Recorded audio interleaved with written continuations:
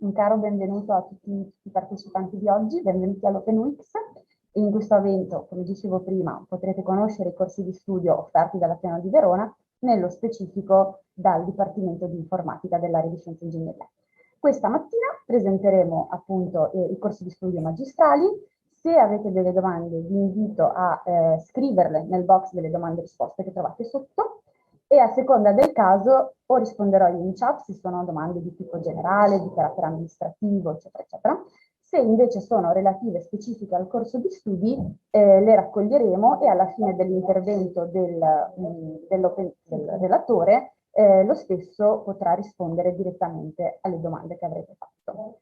Nel corso del webinar di oggi lascerò sempre nella chat che potrete vedere dei link utili a livello informativo che vi potrete salvare e alla fine, verso la fine di questo webinar, se avrete delle domande relative ai benefici, relative alle tasse, borse di studio, ci sarà la presenza della tutor del diritto allo studio che potrà rispondere a tutti i vostri dubbi.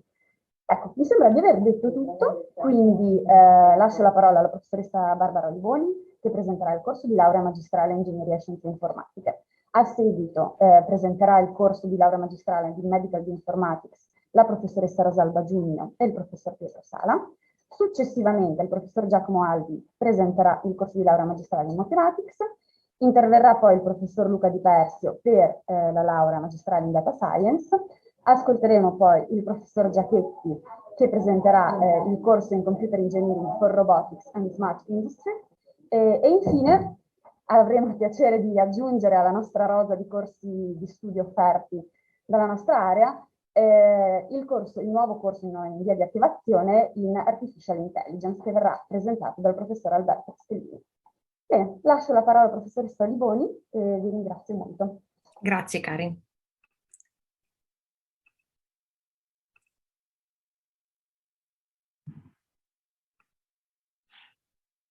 Benissimo, buongiorno a tutti. Io vi presenterò il corso di laurea magistrale in Ingegneria e Scienze Informatiche.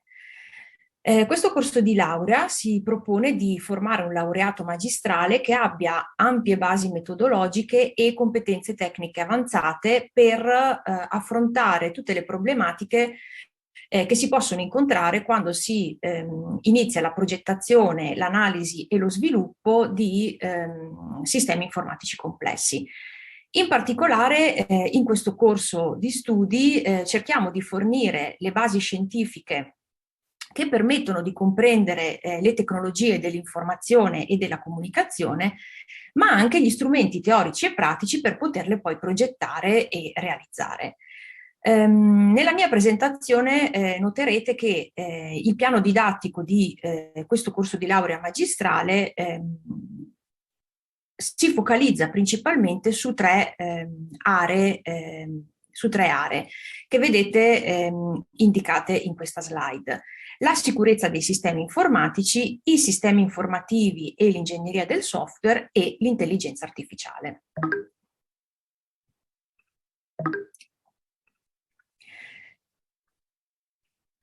Il nostro corso di studi, che tipo di figura professionale cerca di formare?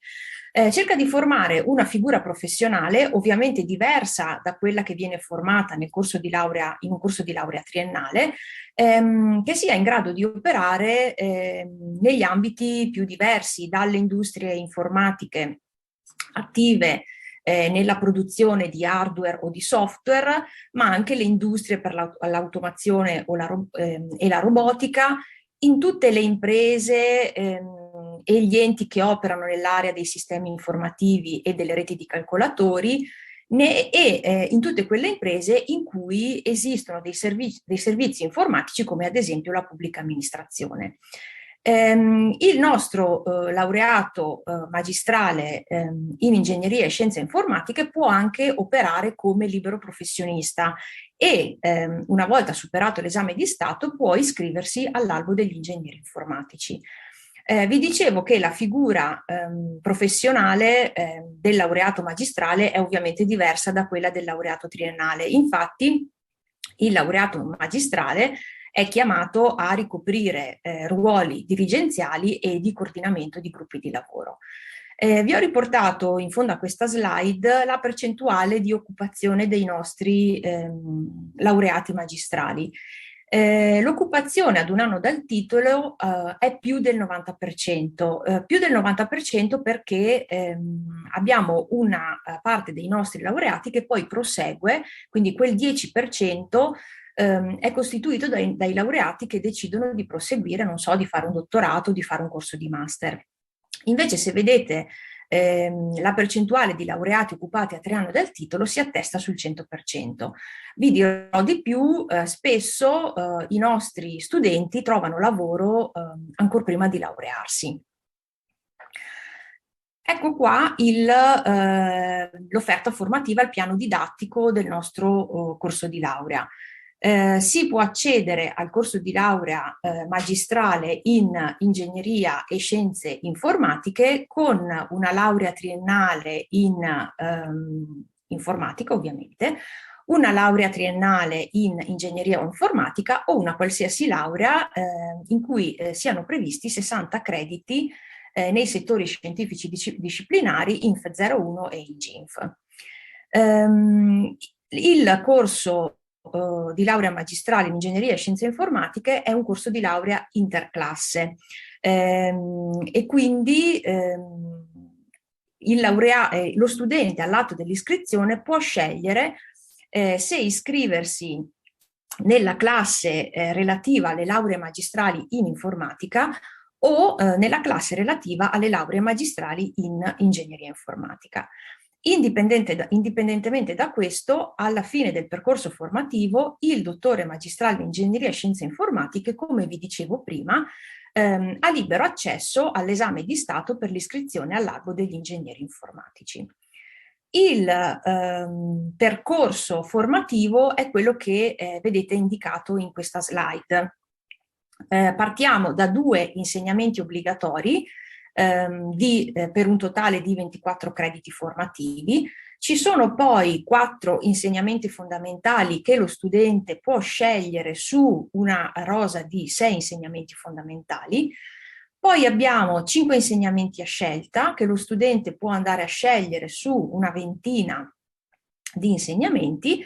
Poi abbiamo nel percorso i 12 crediti liberi, quelli di tipologia D, e altri 3 crediti formativi che lo studente può spendere su altre attività. Infine, per la prova finale abbiamo 24 crediti. Ora andrò a dettagliarvi per ogni voce che vi ho elencato tutte le varie possibilità. Per ogni insegnamento che io andrò a citarvi in questa presentazione, vi rimando al nostro sito web per tutti i dettagli del caso. Quindi io vi citerò i vari insegnamenti e poi sul sito web voi potrete trovare il docente che tiene il corso, in quale semestre viene erogato, qual è l'organizzazione, ad esempio quanti crediti di teoria, quanti crediti di esercitazione, quanti crediti di laboratorio, gli obiettivi formativi del corso, il programma e le modalità d'esame. Quindi tutti i dettagli per ogni insegnamento voi li trovate riportati nel sito. Tornando ai nostri insegnamenti obbligatori, gli insegnamenti obbligatori, vedete, sono i fondamenti di linguaggi di programmazione specifica e fondamenti di algoritmi, complessità e problem solving. Questi insegnamenti devono essere seguiti e superati da tutti gli studenti che seguono il nostro corso di laurea magistrale. Poi gli studenti hanno la possibilità di scegliere 4 insegnamenti fondamentali su questo insieme di 6 insegnamenti fondamentali. Vedete indicati i vari fondamenti D, quindi fondamenti di analisi e verifica del software, fondamenti di sicurezza e privacy, fondamenti di sistemi informativi, fondamenti di ingegneria del software, di machine learning e di intelligenza artificiale. Volendo andare a collocare questi corsi fondamentali sulle aree che vi ho citato all'inizio della presentazione, possiamo dire che la prima coppia si colloca nell'area della sicurezza dei sistemi informatici, la seconda coppia nell'area dei sistemi informativi e ingegneria del software e la terza coppia nell'area di intelligenza artificiale. Lo studente quindi andrà a scegliere 4 liberamente 4 di questi insegnamenti.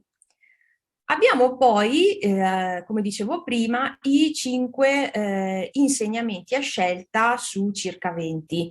Passo direttamente a mostrarvi come questi insegnamenti a scelta possono essere collocati nelle aree su cui il corso di laurea si focalizza.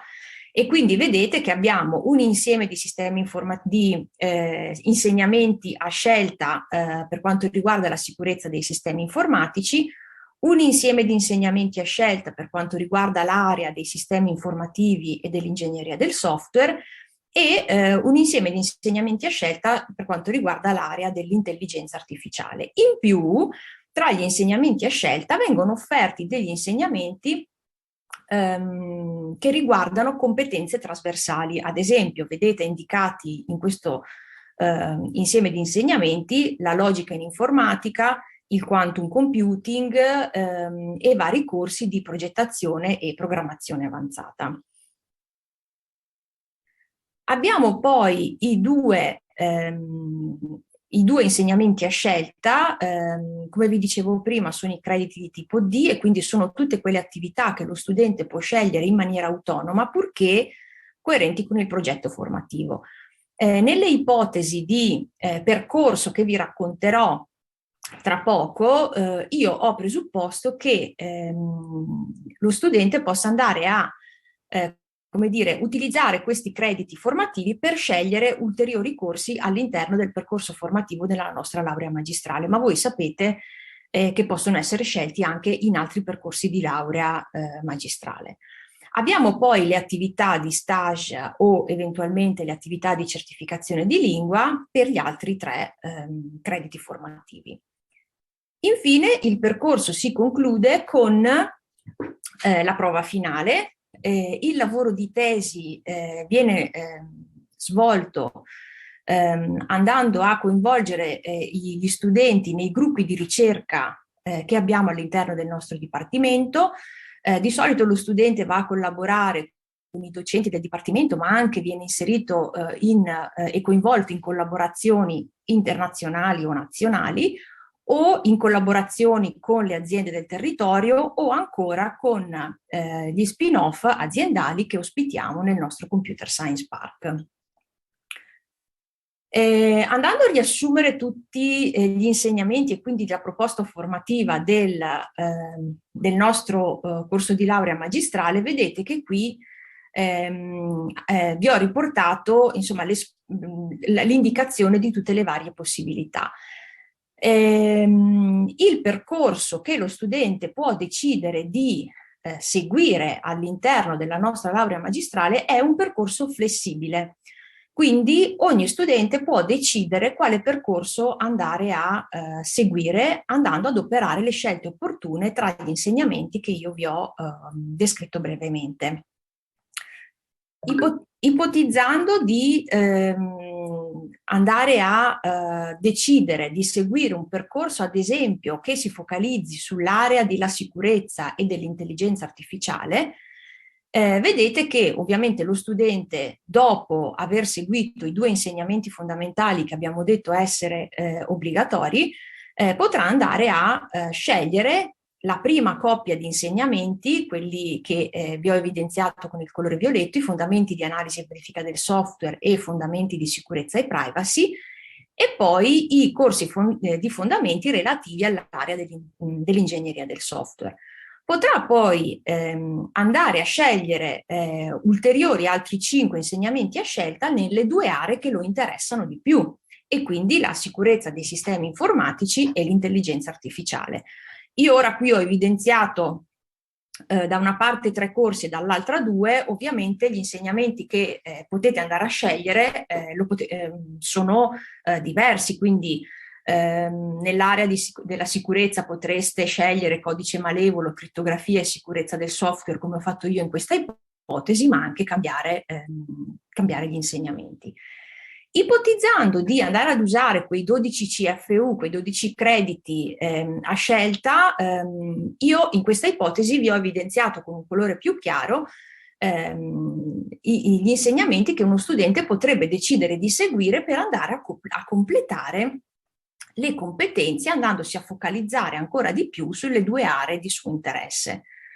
Vi faccio vedere che ovviamente i 12 crediti possono essere spesi magari invece che per approfondire ulteriormente l'area di sicurezza e di intelligenza artificiale, potrei invece pensare di andare a cercare di acquisire delle competenze anche in un'area complementare, quindi per esempio quella dei sistemi informativi. In questo caso potrei scegliere di seguire il corso di fondamenti dei sistemi informativi e il corso di sistemi informativi aziendali. O ancora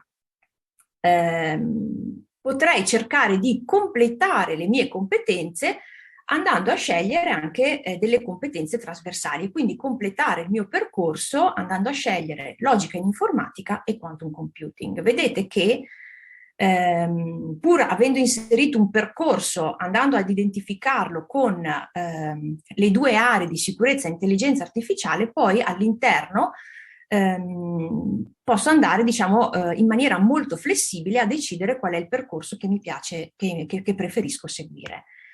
Vi faccio vedere qualche altro esempio, giusto per farvi vedere al massimo la flessibilità che avete a disposizione, ipotizzando che io sia interessata magari ad acquisire competenze in modo particolare nell'area dei sistemi informativi e nell'area della sicurezza. L'insieme di esami che potrei andare a scegliere sono quelli che vedete evidenziati. Di nuovo, in questa ipotesi, penso di spendere, tra virgolette, i miei 12 crediti a scelta andando a scegliere insegnamenti sempre all'interno di questo percorso. Quindi vedete che in questa ipotesi seguo i 4 insegnamenti fondamentali per l'area di sicurezza e sistemi informativi e poi vado a scegliere insegnamenti a scelta nei 2 pacchetti che abbiamo identificato appartenere a queste 2 aree. Ma come vi dicevo prima, io potrei anche essere interessato a completare il mio percorso magari con delle nozioni fondamentali di intelligenza artificiale e perché no di logica in informatica.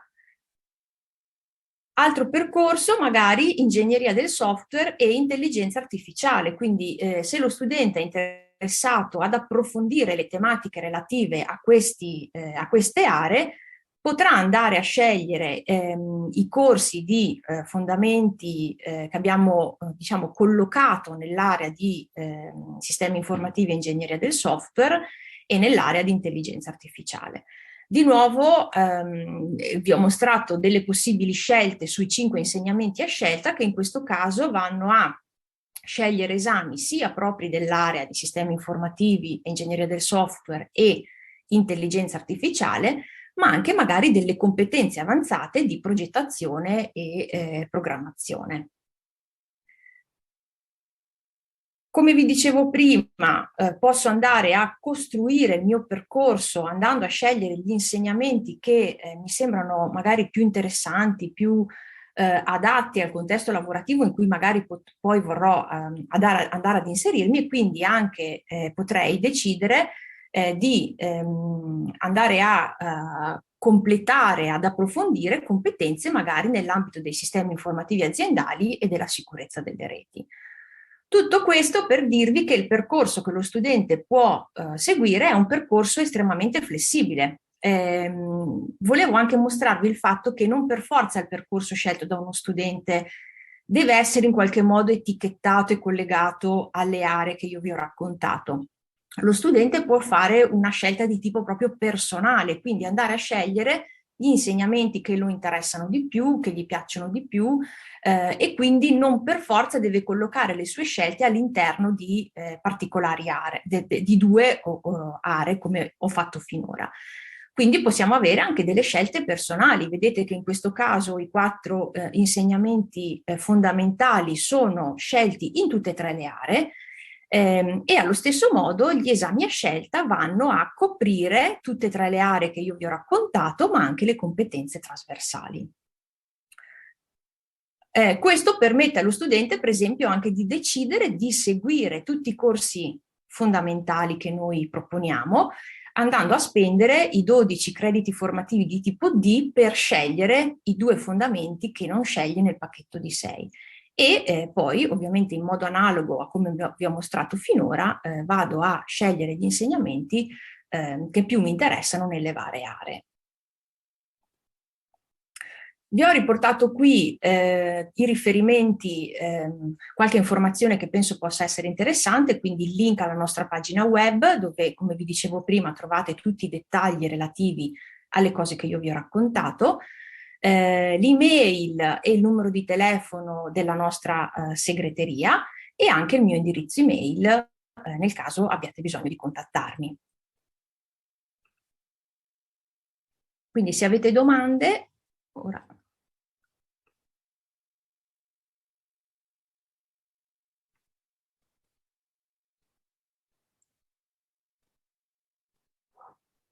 Allora, professoressa, è arrivata una domanda. Sì. Ci viene chiesto, si può scegliere anche solo i 5 insegnamenti delle competenze trasversali? Ah sì, sì, sì, sì. Il percorso è completamente flessibile, quindi io ho catalogato gli insegnamenti giusto per avere un'area di riferimento, però lo studente può scegliere proprio le cose che gli piacciono di più. Grazie mille, direi che la risposta insomma, era anche nelle slide, ma sicuramente così è molto più chiaro. Ecco.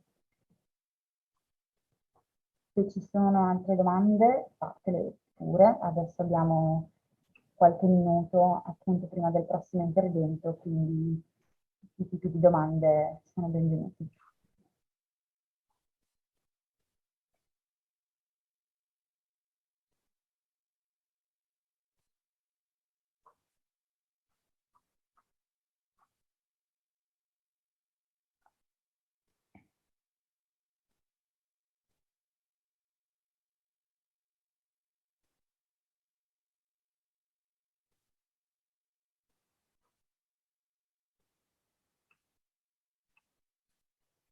Ok, allora, che differenze ci sono tra ingegneria informatica e informatica, professoressa Di Boni? Chiedono.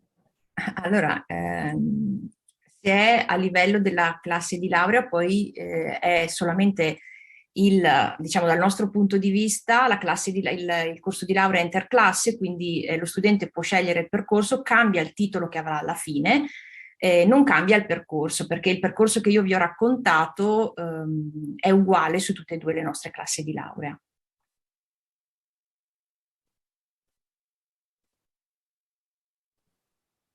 Aggiungo un'informazione di tipo amministrativo. Nel caso in cui lo studente decidesse di cambiare classe durante il corso della sua carriera, è possibile, c'è una procedura e si fa richiesta in segreteria.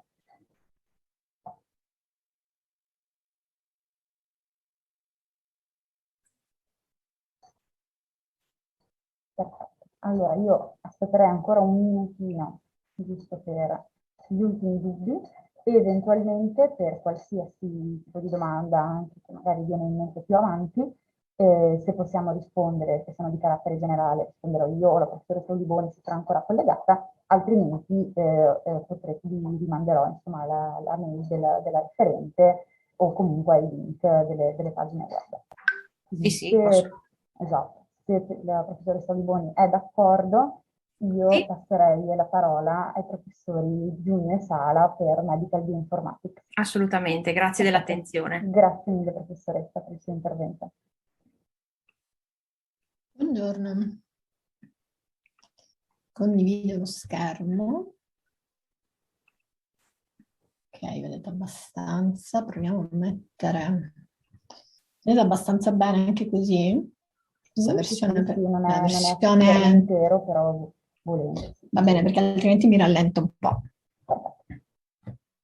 Magari si Possiamo vuole fare iniziare? il zoom della slide, quella principale, insomma, eventualmente, così è un po' più grande, però per il resto. Aspetti, sì. Bene? Sì, certo. Possiamo iniziare? Va bene. Buongiorno, io sono Rosalba Giugno, è qua presente anche il mio collega Pietro Sala e vi presentiamo la laurea magistrale in Medical Bioinformatics del nostro Dipartimento di Informatica. Allora, prima di tutto, dove si colloca la laurea di Medical Bioinformatics? Come vedrete oggi e nelle varie Open Week che stiamo facendo, qui a Verona abbiamo un laureato in informatica o in bioinformatica ha la possibilità di accedere a diversi corsi di laurea magistrale. Abbiamo il corso di laurea appena descritto dalla professoressa Di Boni in informatica, in ingegneria informatica, ha la possibilità, per chi fosse più interessato alla parte biotecnologica, di seguire laurea magistrali in Molecular and Medical Biotechnologies o accedere al nostro corso di laurea che è Medical Bioinformatics. Verona, che non so quanto questo appunto sia noto, il nostro corso di laurea Medical Bioinformatics è nato nel 2016. Ha una unicità a livello italiano, ma anche a livello europeo, di avere un percorso di formazione delle figure bioinformatiche e informatiche mediche all'interno della classe del Dipartimento di Informatica. Quindi, perché la maggior parte dei vari corsi di bioinformatica o medical informatics nascono all'interno dei dipartimenti o delle classi di biotecnologia o talvolta anche di medicina, e questo sia a livello italiano che a livello europeo. Verona ha l'unicità in Italia di avere all'interno del dipartimento, all'interno della classe di informatica, un percorso quinquennale. Quindi noi abbiamo sia la laurea triennale, quindi che molti di voi magari già stanno facendo, ma anche la laurea magistrale. Quindi noi formiamo informatici, ok, che riescono a gestire e come vedrete, e a implementare tutto ciò che riguarda la cura del paziente, dalla ricerca fino all'ospedale, alla gestione dell'ospedale. Allora, tecnicamente, quindi accedete alla laurea di Medical Bioinformatica se avete una triennale o in bioinformatica da qualsiasi parte d'Italia o di Europa o del mondo, o una qualsiasi altra laurea in informatica o anche in matematica, in biologia. L'importante è che vi abbiate un grande background in informatica. Una caratteristica della laurea di Medical Bioinformatics è che noi siamo una laurea internazionale, quindi è completamente in inglese. Avrete un'atmosfera molto internazionale, anche perché offriamo delle borse di studio sia a studenti non italiani, ma anche a studenti non italiani ma dell'Europa, ma anche studenti non italiani fuori dall'Europa. Quindi dall'esperienza che abbiamo insomma in questi 6 anni di corso di laurea, la classe che si formerà è una classe non enorme, quindi avrete moltissima attenzione sul vostro percorso da parte degli studenti, e vi troverete persone, quindi colleghi, che vengono da diverse parti d'Italia e anche stranieri, quindi un clima molto internazionale e culturalmente molto, molto interessante. Ma che cosa imparerete? Che cosa formiamo nella nostra laurea? Imparerete a capire un fenomeno medico, un fenomeno biologico, a capire quali sono i dati dati e le caratteristiche dei dati che devono essere prodotti per poter capire tale fenomeno, e avrete tutte le skill, imparerete le skill pure dell'informatica teorica e anche applicativa per poter creare il modello o implementarlo o implementarlo in modo efficiente, in modo tale da analizzare tali dati, ok, per estrarre informazione, perché vi ricordo sempre che il dato in sé non è informazione, ma l'elaborazione del dato in modo efficiente ne costituisce informazione. Quindi capire un fenomeno biologico dipende da questi passi fondamentali: formalizzare il problema bene, produrre dei dati in modo coerente. Voi come bioinformatici, medical informatics, capirete anche, avrete anche tutti gli skill per guidare, per capire come il dato deve essere prodotto e poi elaborarlo. Ma facciamo, prima di passare ai dettagli della laurea, cerchiamo di capire bene quale sarà la vostra informazione, cioè che cosa saprete fare, con alcuni esempi. Naturalmente non tutti i possibili esempi, però già questi vi daranno un'idea. Voi sapete che il nostro corpo umano è formato da tantissime cellule, ma veramente tante, quasi quanto tutte le stelle che abbiamo nell'universo, tutte cellule diverse. E ogni cellula è un meccanismo pazzesco, perché riesce a darvi tantissime informazioni. Dalla cellula riuscite ad avere quelli che ormai siamo nell'era delle omiche. Ma cosa significa? Dalla cellula abbiamo tutte le informazioni del DNA, della genetica del DNA, come il DNA cambia, quella che viene chiamata epigenetica, come il DNA cambia nell'ambiente che ci circonda, dagli input negativi o positivi che l'ambiente ci dà. Abbiamo il trascrittoma, che è tutta la collezione dell'RNA, la proteoma, tutta la collezione delle proteine, metabolite, che sono le piccole molecole chimiche che si trovano nella cellula, il microbioma, i vari microbi che si trovano, che abbiamo nel nostro organismo, e così via.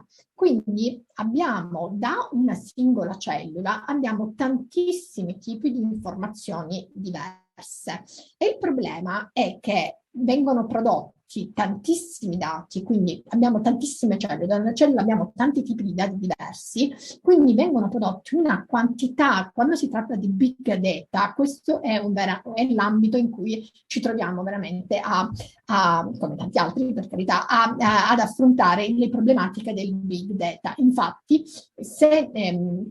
e qua capite bene che avete bisogno largamente e intensamente di avere le skill da informatici, dovete essere dei bravi informatici per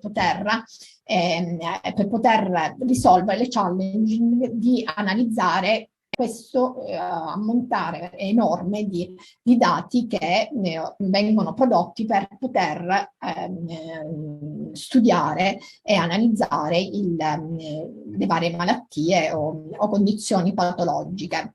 Ma un altro problema è che se io vado a studiare soltanto il genoma rispetto tipo al trascrittome, eccetera, è come se io con blind, tipo all'oscuro, andassi tipo a cercare di capire che cos'è questo enorme oggetto toccando soltanto questa parte, la proboscide o la zampetta e così via. Non potrei mai capire qual è il fenomeno che io sto veramente analizzando. Quindi, per capire veramente una malattia,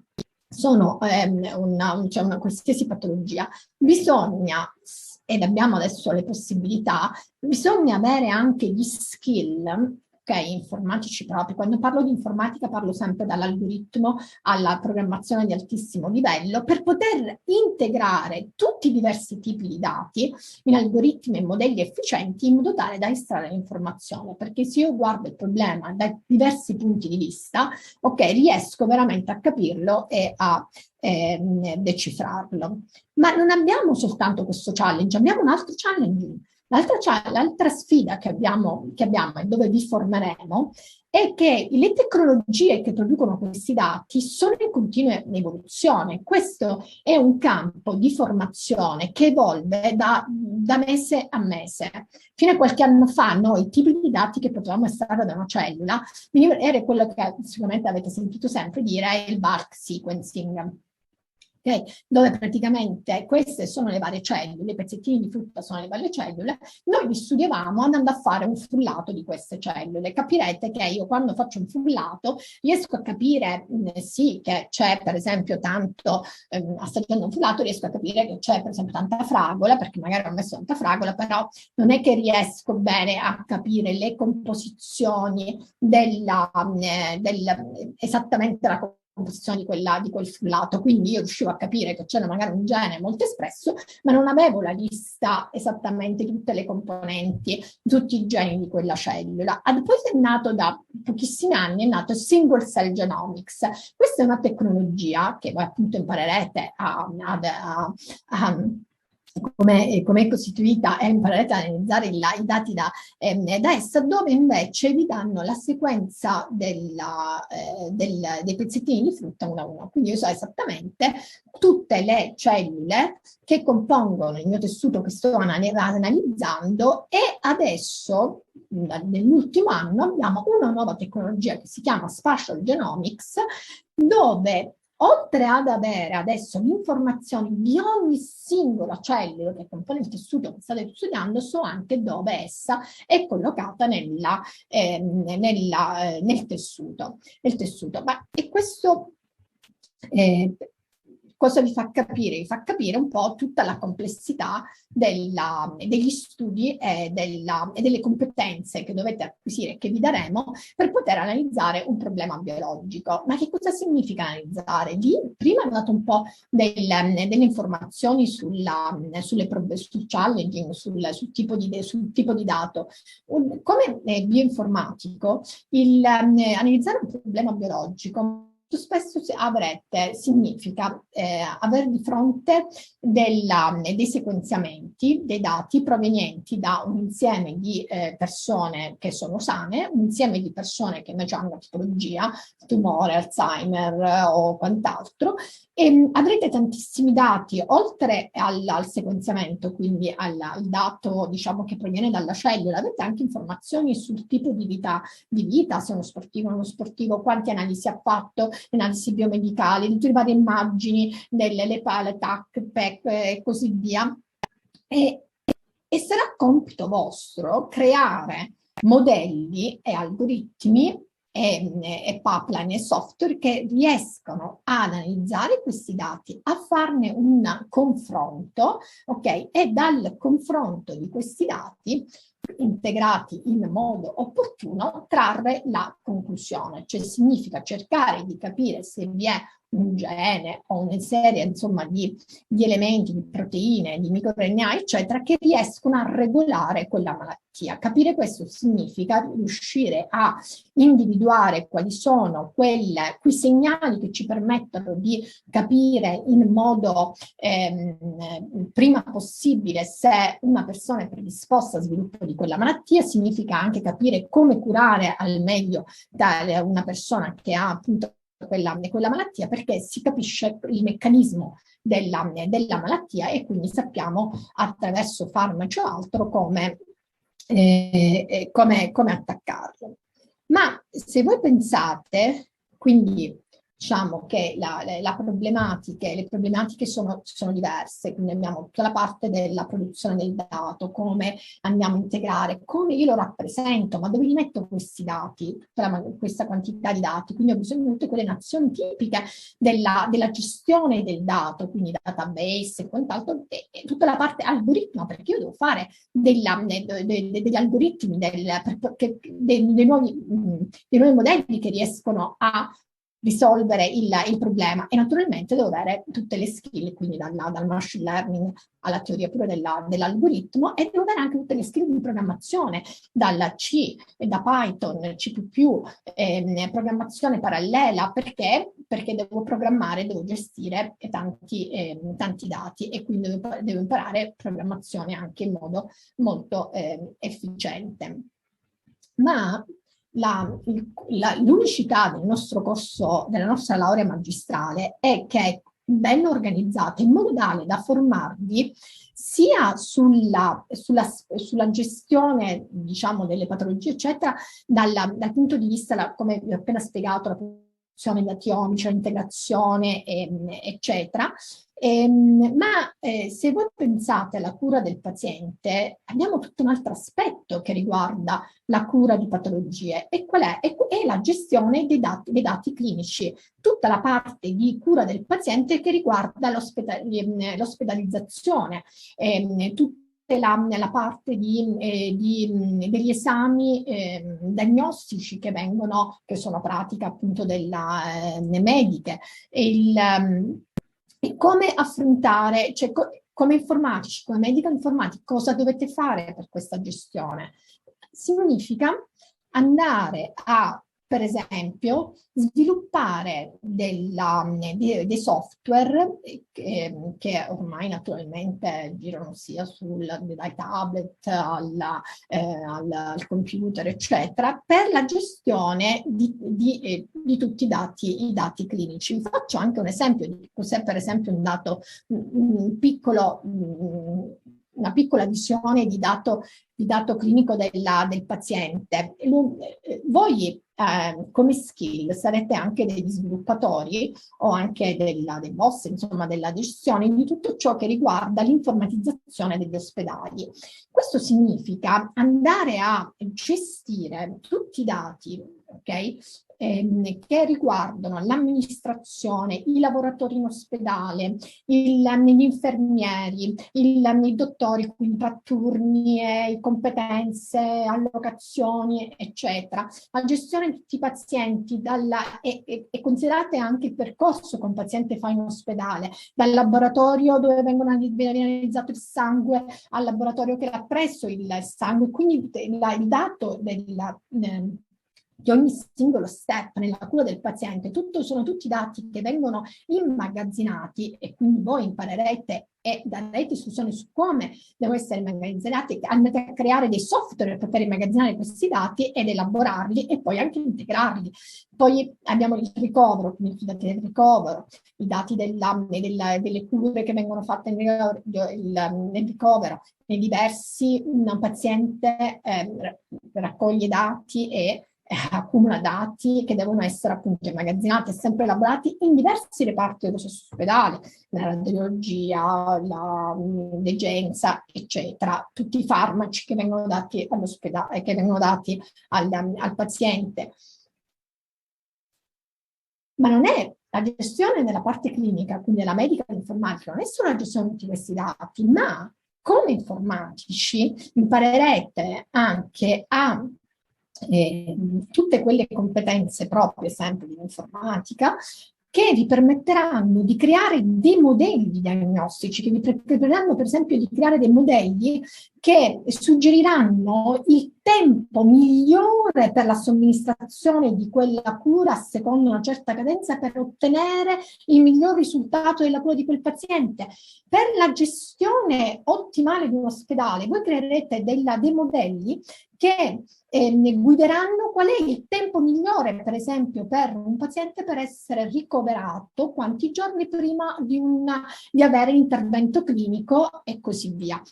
Qua era anche un altro esempio di tipi di modelli che imparerete a fare, è l'integrazione anche di dati tipici più clinici, quali per esempio le varie immagini, quindi imparerete a analizzare TAC, PEC, eccetera, estrarre l'informazione, integrarli con i dati omici per poter poi capire sempre di più la diagnosi e trattamento della patologia che state studiando. Questo è un altro esempio della complessità dei dati che noi trattiamo e quindi di come devono essere tutti i dati, più dati possibili appunto che abbiamo a disposizione, integrati in unici modelli. Molti di questi modelli sono modelli di machine learning che voi imparerete ad utilizzare, ma imparerete anche, essendo informatici, voi imparerete la teoria degli algoritmi, quindi imparerete le basi per poterne crearne anche di nuovi in base alle problematiche che andrete a sviluppare. Andando adesso un po' più sul tecnico della laurea, quindi la laurea in Medical Bioinformatics è una laurea in inglese che vi daranno due fondamentali skills bioinformatici, sarete degli informatici o della medical informatica, un informatico per la gestione più medicale, per la gestione più del dato. Dove andrete a lavorare? Ad oggi i nostri laureati hanno un'occupazione di pochissimi mesi, in pochissimi mesi già, se non prima della laurea, già troverete nel lavoro, sia vi spenderete in diversi settori, sia nel campo della ricerca, nei laboratori, nella gestione degli ospedali, in tutte le software house che si occupano di creare nuovi software per la gestione degli ospedali, per lo sviluppo per lo sviluppo di nuovi metodi per la gestione di dati onici che arrivano da nuove tecnologie e anche, essendo di base dei forti anche informatici, molti trovano anche occupazione come informatici dallo sviluppo web allo sviluppo di diversi software. Qui vi davo una lista delle occupazioni che vi descrivevo in generale la vostra occupazione sarà dallo sviluppatore al manager, perché appunto avendo le basi di come le cose devono essere fatte, ok, avrete poi anche la capacità di tutte quelle competenze per poter gestire un gruppo di persone che sviluppino i modelli o i software che vi saranno assegnati. Quindi, ma per fare tutto ciò, ok, un corso di laurea in Medical Bioinformatics cosa deve insegnare? La nostra laurea è organizzata in questo modo. Abbiamo dei corsi più informatici, diciamo più strettamente informatici, quindi programmazione per la bioinformatica, R, Python e C. La gestione delle basi di dati di biomedicina e bioinformatica, algoritmi, machine learning. Poi avrete il biomedical sistemi avanzati per supportare la decisione nel settore biomedicale, quindi come vi dicevo quei modelli che vi permetteranno in base alla situazione di indicare quando fare una certa azione in ospedale oppure no, o nella cura del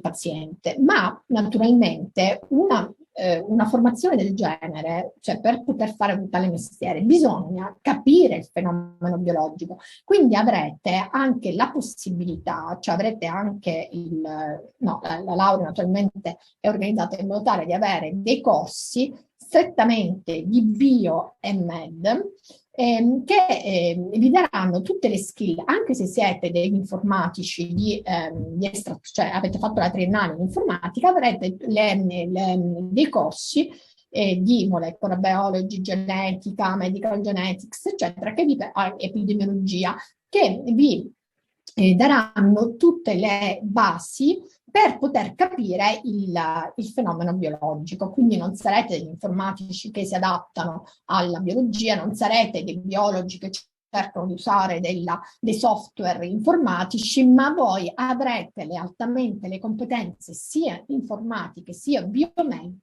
per essere dei veri e puri bioinformatici e medical informatics. Avrete anche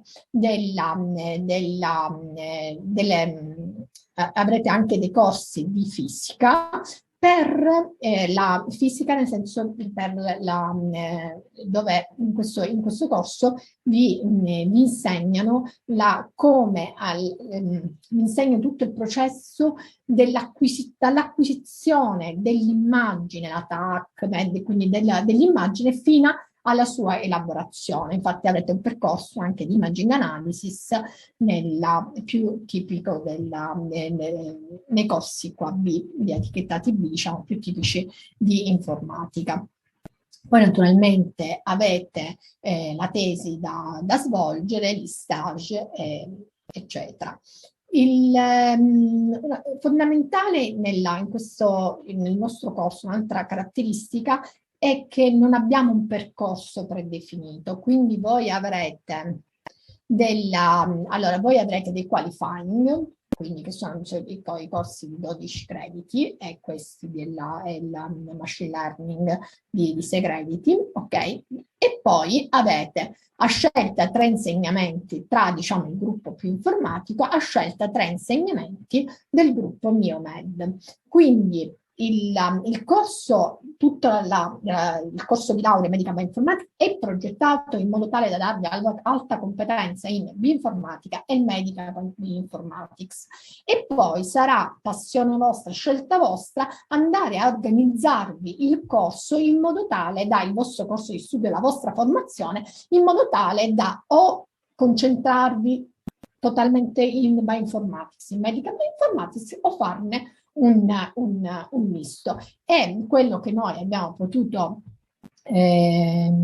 sperimentare, insomma, vedere con i laureati, è che si riesce bene in tutte queste 3 scelte, sia che vogliate appunto concentrarvi, fate un piano di studi per concentrarvi nella professionalità di bioinformatico, di medical bioinformatics, o di entrambi, perché come vi dicevo un problema biologico, una patologia si studia andando a integrare tutti i possibili dati, dal clinico, dall'immagine fino all'omica, quindi tutte le competenze che riesco ad acquisire in questo settore sicuramente mi formano e divento un alto professionista del settore.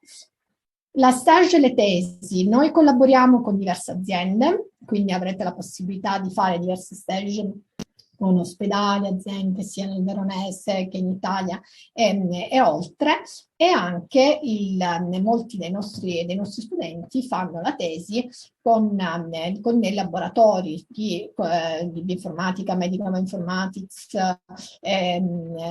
sia italiani che stranieri, come l'Università di Copenaghen, la University, l'Harvard Medical School, l'Università di Manchester, Toronto e molti altri, perché un'altra caratteristica diciamo di spicco del nostro corso di laurea è che molti di noi docenti vengono da diverse parti dell'Italia e non solo, e hanno avuto una forte formazione all'estero, quindi hanno mantenuto i temi di collaborazione con i gruppi di ricerca o ne hanno formati dell'altra, e quindi questo vi permette anche di avere un canale aperto verso una formazione all'interno della laurea, già nella laurea medica informatica in Verona, quindi diciamo un canale di formazione anche all'estero attraverso la tesi e lo stage. Considerate che in Medical Bioinformatics viene dato tantissimo spazio alla formazione dello stage e della tesi.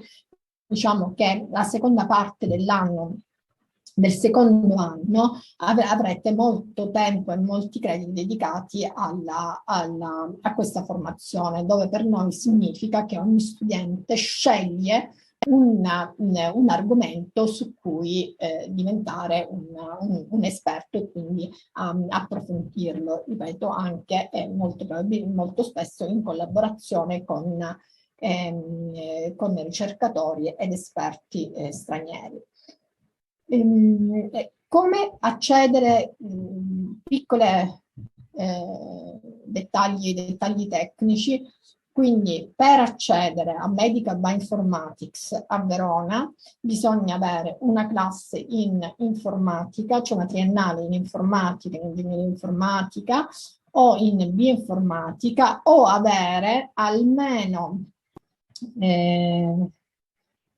un tot di crediti, sono 30 crediti, 30 crediti nel settore INF and INGINF.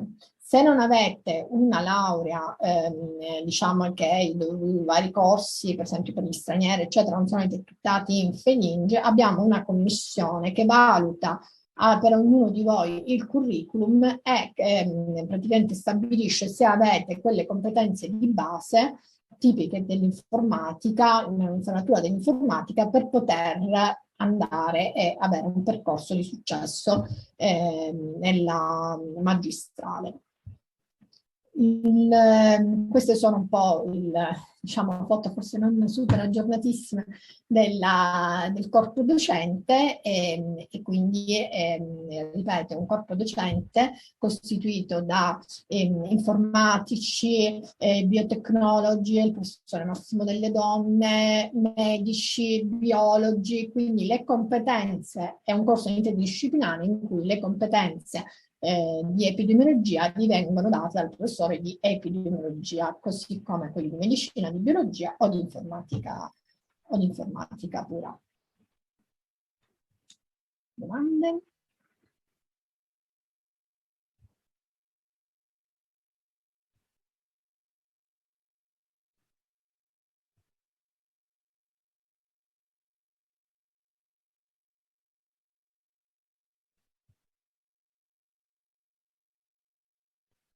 Sì. Intanto che aspettiamo le domande, approfitto per ringraziare i nostri professori per questa presentazione e anticipo che il prossimo corso che verrà presentato è quello della magistrale in Mathematics, che presenterà il professor Giacomo Archi. Quindi qualsiasi tipo di domanda che abbiate relativamente a Medical Bioinformatics, questo è sicuramente il momento più adatto. Ho letto sul sito che si deve avere almeno l'informatizzato del B2. Sarà così anche per l'anno prossimo? Rispondo di sì. Sì, le informazioni che vedete sul sito per i requisiti di accesso sono aggiornate per l'anno accademico 2022-2023. Se mi confermate. Perfetto.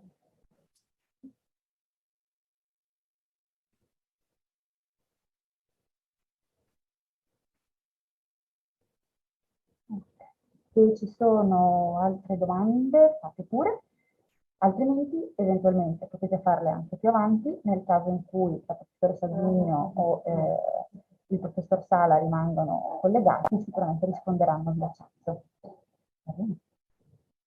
Grazie mille, allora vi ringrazio di nuovo e lascio la parola al professor Albi per la magistrale in matematica. Grazie mille. Scusatemi. Mi scuso, effettivamente si sentiva un po' male per la mascherina, scusate, mi dicevo che potete fare domande, i professori rimarranno collegati ancora per un po', quindi se vi viene in mente qualcosa dopo potete scrivere in chat e vi risponderanno in chat. Scusate, professor Albi può continuare, mi scusi. Nessun problema. Condivido lo schermo.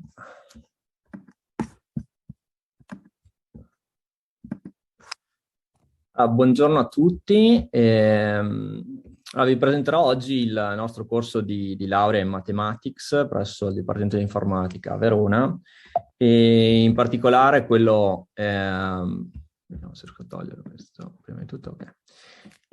Allora, intanto perché studiare matematica, perché migliorare le proprie competenze in matematica all'interno di un percorso di laurea. Ce lo dice insomma anche l'acronimo STEM, che oggigiorno è sempre più usato, ovvero scienza, tecnologia, ingegneria e matematica.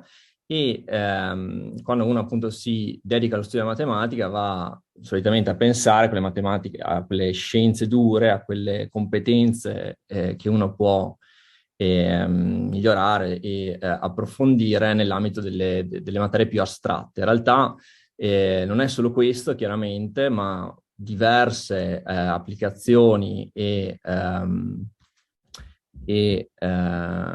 se... Ok.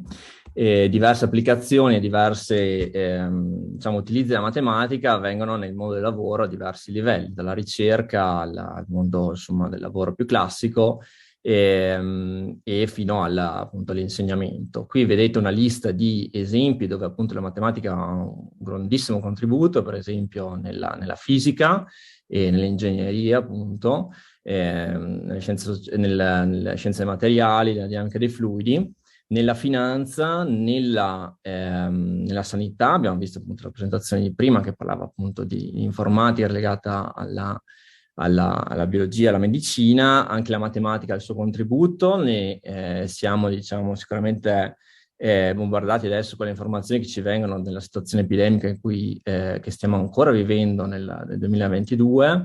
Proprio qua a Verona nel 2020, all'inizio della pandemia, avevamo organizzato un workshop che vedete lì nel link probabilmente alla presentazione, dove si studiavano quali erano gli impatti o i contributi che la matematica poteva avere, e abbiamo visto appunto ha avuto nello studio e nell'analisi del fenomeno pandemico in particolare. E ovviamente le altre applicazioni sono nella computer science, in particolare nell'HPC, ovvero nei calcoli ad alte prestazioni e l'analisi dei dati.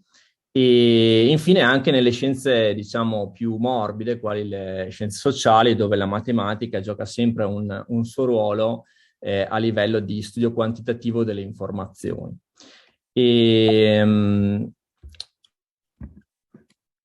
E qua a Verona dove ci specializziamo? A Verona siamo in particolare interessati a promuovere un corso molto internazionalizzato che spinga appunto lo studente ad avere delle esperienze che lo possono formare a un livello non solo locale ma più a livello internazionale. In particolare siamo partner ECMI, che sta per European Consortium for Mathematics and Industry, ovvero è una rete europea che mette insieme diversi atenei, diverse università che si dedicano appunto a quegli aspetti della matematica applicati all'industria e ai processi appunto che solitamente vengono indicati come modeling, simulation and optimization. In particolare noi siamo un centro di insegnamento per questo consorzio e nel 2016 era stata preparata, è stata organizzata quelle che vengono definite le PhD Modeling Week, dove degli studenti di dottorato, quindi avanzati in realtà rispetto a un livello magistrale, si erano trovati per studiare dei problemi legati all'industria. Quest'anno in particolare, a fine giugno, stiamo organizzando una scuola appunto per studenti magistrali che attrarrà diversi studenti internazionali e si proporranno diverse problematiche nel campo dell'industria affrontate da un punto di vista matematico, e quindi in una sorta di posizione del problema e tentativi di soluzioni dal punto di vista matematico. È un corso internazionalizzato, come ho già detto, e in particolare la lingua utilizzata è chiaramente l'inglese. Forse non serve chiederselo perché l'inglese, ma cerchiamo di dare una risposta. In particolare è la lingua ufficiale della scienza al momento, e avere una buona conoscenza dell'inglese è fondamentale ovviamente per delle ricerche di lavoro, nella ricerca di un lavoro, e per poter usufruire appieno di tutte le risorse che oggigiorno vengono ovviamente erogate via internet, via online. E anche dal punto di vista di studenti che sono più interessati a un percorso, diciamo, più rivolto all'insegnamento, è importante l'inglese proprio per la formazione degli insegnanti, in quanto viene richiesto in modo essenzialmente obbligatorio il CLIL, ovvero l'insegnamento in inglese presso gli istituti, insomma, di insegnamento, nelle scuole secondarie, insomma, nelle varie classi. E infine, qui vedete, in queste tre immagini, vedete lo storico dei mini corsi che organizziamo ogni anno, invitando professori da atenei stranieri di alto profilo solitamente, che servono in particolare a innalzare sicuramente l'offerta didattica, e danno anche l'opportunità, lo vedremo anche successivamente, ve lo mostrerò con una lista di esperienze, offrire anche agli studenti dei contatti con professori che vengono appunto da atenei prestigiosi e avere anche contatti per un futuro nella ricerca o in altri ambiti collegati in questa direzione, in particolare per sviluppare magari una tesi di laurea con i professori invitati. Tutti questi corsi, ve lo dirò anche dopo, offro chiaramente, una volta seguiti diciamo alla fine di una presentazione o comunque di un esame, dei crediti. E come dicevo, qui avete qualche dato, andrò veloce su questa parte. Sull'internazionalizzazione, il corso di matematica ovviamente spinge ogni anno molto affinché gli studenti vadano appunto all'estero, comunque abbiano un'esperienza internazionale anche più limitata rispetto magari a un Erasmus di 6 mesi. E qui vedete lo storico dei dati degli studenti incoming e outgoing rispetto al Dipartimento, e un dato aggregato insomma dal 2015 al 2020, diciamo pre-pandemico, sul numero totale di crediti ottenuti dagli studenti che arrivano a Verona e gli studenti appunto che sono andati in Erasmus. E sempre relativo al nostro dipartimento, non aggiornato ovviamente con le nuove lauree.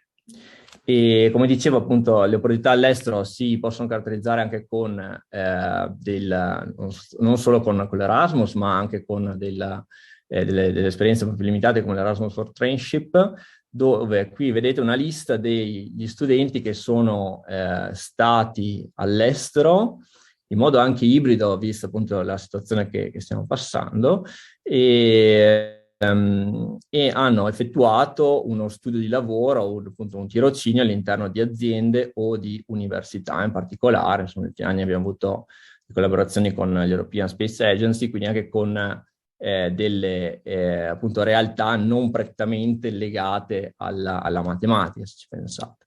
E quindi c'è un'estrema flessibilità appunto nella formazione che cerchiamo di dare, anche nella ricerca di esperienze che non si limitano unicamente a un percorso standard di studio teorico della matematica. Ok, quali sono le opportunità di lavoro? Come ho detto, appunto, l'insegnamento è sicuramente molto richiesto oggigiorno, di queste settimane, insomma, le notizie appunto che la ricerca degli insegnanti nelle scuole diciamo, meglio, la scarsità degli insegnanti è molto critica, e quindi la ricerca di studenti in particolare che abbiano le conoscenze di matematica e fisica è estremamente necessario, è indispensabile oggigiorno. E diciamo molti degli studenti vanno a lavorare, dei nostri studenti vanno a lavorare, addirittura trovano lavoro prima di finire gli studi nel mercato del lavoro più classico, anche se bisogna dire chiaramente che uno studente che inizia oggi a studiare nel nostro corso di laurea non è detto che, diciamo, il lavoro che andrà a fare sia già stato inventato, nel senso che siamo in un mercato del lavoro estremamente flessibile, e quindi avere anche una formazione che punti molto a delle conoscenze solide sulle basi fornisce anche dei punti di partenza molto importanti per potersi adattare a delle situazioni estremamente dinamiche, come appunto la situazione che stiamo vivendo oggigiorno. E infine, chiaramente, uno degli sbocchi di lavoro, insomma, comunque prodromici a un lavoro appunto nella ricerca, e sono appunto gli studi in percorsi di dottorato oppure in altri centri di ricerca, non prettamente matematica. Abbiamo diversi esempi di studenti che si sono laureati in mathematics da noi, sono andati a fare dei dottorati in informatica, oppure in biomedicina, in neuroscienze o più ingegneria dei segnali. Qui vedete a destra una mappa che è collegata a questo sito Almat Verona, che è il sito dei nostri ex studenti, degli alunni del corso di matematica. Se vedete come ogni pallino corrisponde a uno o più studenti che sono andati a collocarsi nel loro percorso lavorativo post laurea all'interno, insomma, sia dell'Europa ma che negli Stati Uniti. E a questo punto lascerei qui questo sito, chiaramente lo potete visitare, adesso le slide saranno messe a disposizione alla fine della presentazione, comunque nei prossimi giorni, e riporta insomma una serie di nomi di persone che appunto sono legate a questa associazione e sono sicuramente disponibili se avete qualsiasi domanda anche sulle loro esperienze passate relative insomma a qual è stato il loro percorso di formazione qui a Verona.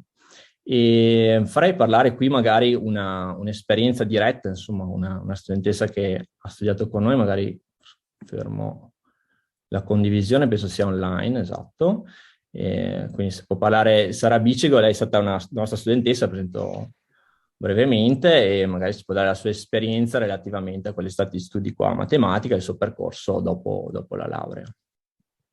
Buongiorno, grazie per l'introduzione. Allora, come diceva il professor Albi, sono Sara Bicego, mi sono laureata in Mathematics quest'estate a luglio, quindi ho appena finito il percorso, diciamo, proposto con la magistrale di Mathematics qui a Verona. In particolare io ho seguito il curriculum che a breve il professore penso presenterà Applied, quindi sono, diciamo, più idonea a parlare di questa parte dell'offerta formativa. Comincio subito col dire che sono stata assolutamente soddisfatta e molto contenta del modo in cui il corso è strutturato e del modo in cui i vari insegnamenti poi sono forniti agli studenti. Il principale aspetto che ho apprezzato è la flessibilità del curriculum e della possibilità di costruire un libretto ad hoc per ognuno degli studenti. Ogni studente ha la possibilità di scegliere una serie di corsi che possono andare ad essere più mirati e più vicini al proprio interesse, alle cose che una persona naturalmente può trovare più interessanti, e allo stesso tempo a formare un eventuale interesse di ricerca futuro per una carriera, diciamo, nella ricerca post lauream. Questo però non viene mai fatto dimenticando il fatto che si tratta comunque di una magistrale in matematica, quindi ci sono delle colonne importanti, assolutamente fondamentali, che spaziano tra l'analisi, l'algebra e la geometria. Spenderei 2 parole sul discorso dell'inglese.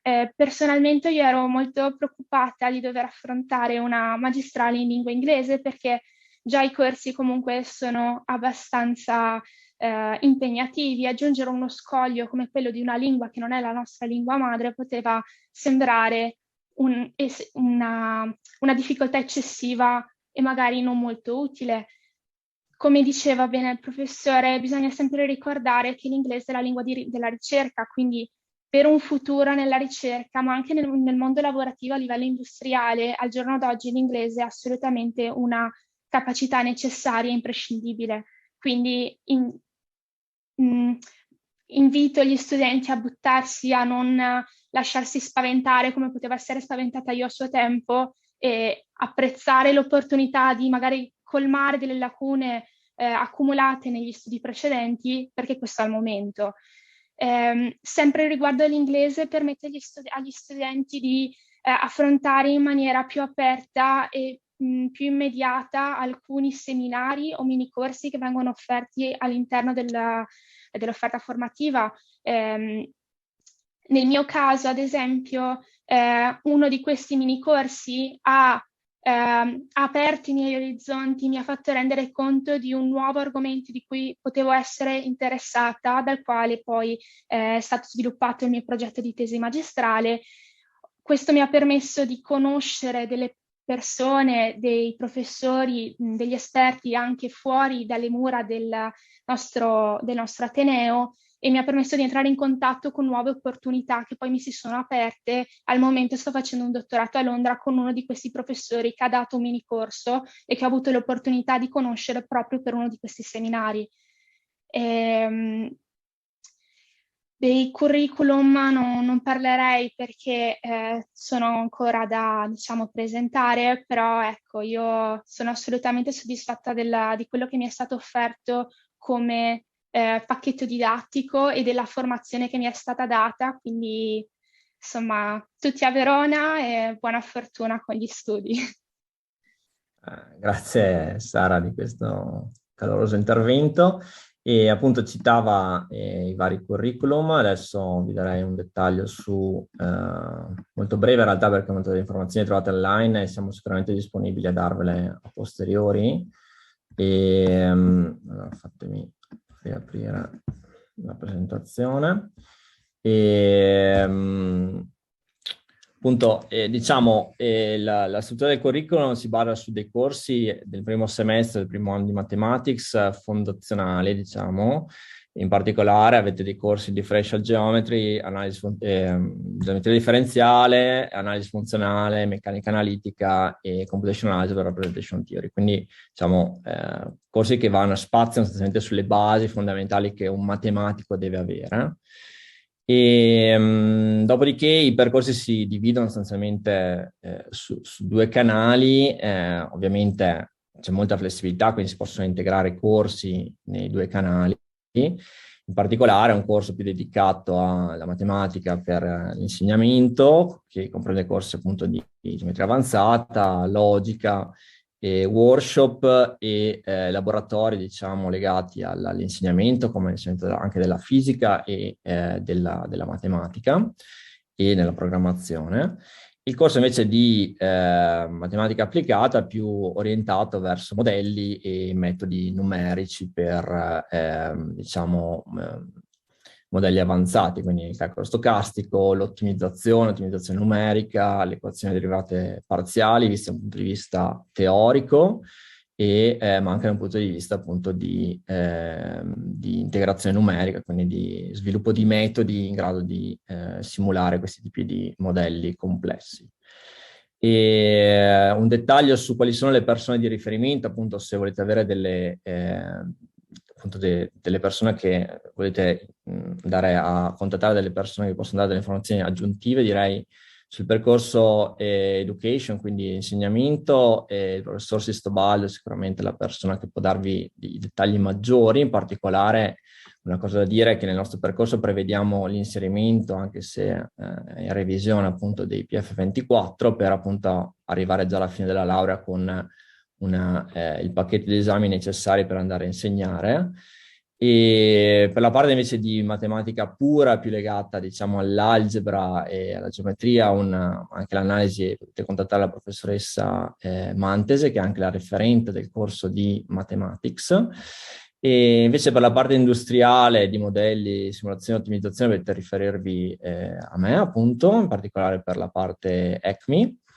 E per la parte invece diciamo, di corsi legati alla finanza matematica, quindi metodi numerici, metodi analitici e quantitativi per modelli finanziari, potete contattare il professor Di Persio, che parlerà anche successivamente in questa Open Week. E infine per la parte di matematica legata alla data science e all'intelligenza artificiale, potete contattare il professor Paolo Dai Pro. E ovviamente questi sono dei canali appunto sui corsi che offriamo. Come è già stato detto intensamente, spingiamo molto a partecipare a questi corsi, questi mini corsi che di solito vengono offerti in 1 o 2 settimane da docenti extra Ateneo, ma altri corsi che possono essere appunto inseriti nel proprio piano didattico sono corsi anche da altri corsi di laurea nel nostro dipartimento, come data science, robotics o quello che sarà appunto artificial intelligence. E abbiamo al momento un dottorato interateneo con l'Università di Trento, e alcuni corsi magistrali possono essere seguiti anche all'interno dell'Università di Trento. Infine, chiaramente i corsi che uno può seguire in un percorso appunto Erasmus in mobilità internazionale. E diciamo qui alcuni dettagli di scadenze che uno studente deve avere ben presente rispetto alla mobilità internazionale, in particolare sui periodi Erasmus. Solitamente a fine dicembre, inizio gennaio c'è una presentazione delle opportunità di internazionalizzazione, e diciamo per attivarsi insomma, per la mobilità internazionale, diciamo che a febbraio solitamente o marzo esce il bando Erasmus, e da qui appunto uno può pensare dove, o meglio prima insomma, pensare quali sono la sede di destinazione appunto per l'opportunità internazionale. In particolare, come collegio didattico di Mathematics abbiamo moltissime convenzioni all'estero, più di 25, e quindi c'è un'ampia scelta su quali possono essere le sedi di destinazione. E altri corsi che appunto si possono inserire sono le competenze trasversali, appunto corsi di approfondimento su magari in particolare linguaggi di programmazione, ma anche altre lingue straniere. E un'altra cosa da dire, appunto, spingiamo molto affinché gli studenti che sono interessati al percorso internazionale facciano una tesi in cotutela all'estero. E proprio a questo riguardo, fatemi chiudere questa presentazione sponsorizzando in particolare il fatto che come corso di laurea in Mathematics abbiamo 2 opportunità di doppio titolo, in particolare una con Grenoble, Istituto Tecnologico, entrambe in Francia, e una con l'Università di La Borgogna, Franche-Comté. E è un'esperienza che prevede appunto un periodo all'estero di 1 anno, 10 mesi, diciamo, interi nella sede, e lo sviluppo di una tesi in cotutela con un docente là, e in particolare la borsa che viene erogata per questi tipi di opportunità è nettamente più alta di una borsa standard per un periodo Erasmus. Qui avete riferimenti, ma avete riferimenti anche nella pagina di presentazione del corso presso il sito del nostro Ateneo. Un'altra cosa, potete diciamo, dare un improvement al vostro curriculum anche ottenendo quello che è chiamato appunto l'ACME Certificate, che è sostanzialmente un bollino sul vostro titolo di studi, che può essere ottenuto appunto certificato dal Consorzio Europeo per la Matematica e l'Industria, spendendo appunto 6 mesi all'estero, che può essere fatto all'interno del periodo Erasmus, e partecipando a quelle che sono le Modeling Weeks, che accennavo all'inizio, e sviluppando una tesi appunto in inglese, ma questo diciamo è di default per il nostro corso di laurea. E vi lascio alcune informazioni qua, appunto alcuni link che possono dare qualche informazione in più. Ripeto, avete questa associazione Alumni Matematica a Verona, che sicuramente ha delle persone che vi possono dare delle esperienze passate. Abbiamo un canale Telegram dove appunto vengono postati vari informazioni e anche appunto seminari che vengono organizzati all'interno del nostro corso di laurea, e sono sicuramente delle opportunità per conoscere meglio insomma quali possono essere gli sbocchi lavorativi anche, ma anche di interessi di studenti che sono passati nel nostro corso di laurea e che sono attualmente nel nostro corso di laurea. E qui avete riferimenti email, in particolare Mastermat è la casella per il nostro corso di laurea, e professoressa Mantese è la referente della magistrale in matematica, oppure potete contattare me appunto per qualsiasi altra evenienza. E io ho finito, non so se ci sono domande. Allora, intanto ringrazio sicuramente il professor Albi e la dottoressa Vicedo per il loro intervento. Se ci sono domande, questo è sicuramente il momento più adatto affinché il professor Albi possa rispondere in prima persona o eventualmente la dottoressa Vicedo.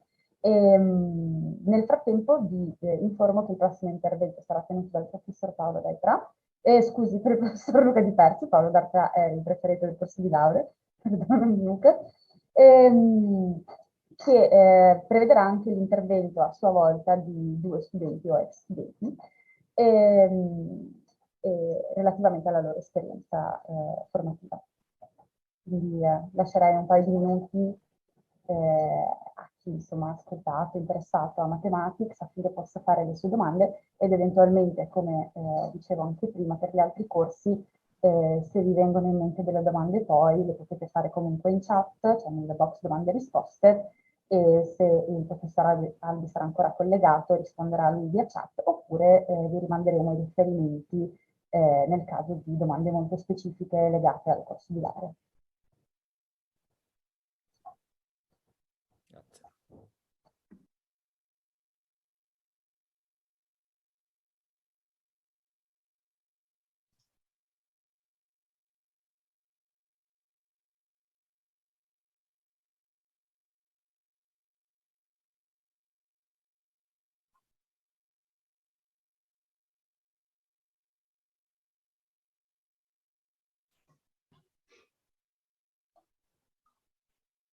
questo mi fa capire che comunque la presentazione era super chiara, evidentemente non ci sono domande e sicuramente l'intervento della dottoressa Lucido è stato più che d'aiuto magari a fugare qualche dubbio, comunque vista la sua esperienza, ha sicuramente convinto tutti.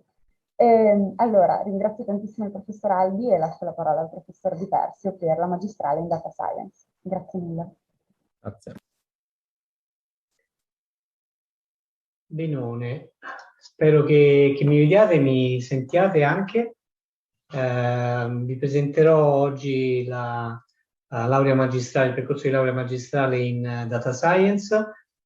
Questo è il secondo anno di attivazione per questo percorso molto giovane che abbiamo creato per rispondere a delle esigenze specifiche che sono emerse tanto dal punto di vista della ricerca quanto e ancora di più dal punto di vista delle applicazioni che le moderne tecniche di calcolo e di sviluppo di algoritmi, particolarmente in riferimento all'ambito del machine learning e di quello che viene comunemente chiamato neural network applications, si sono rese sempre più rilevanti e richieste dal mondo dell'industria per risolvere una quantità di problemi pratici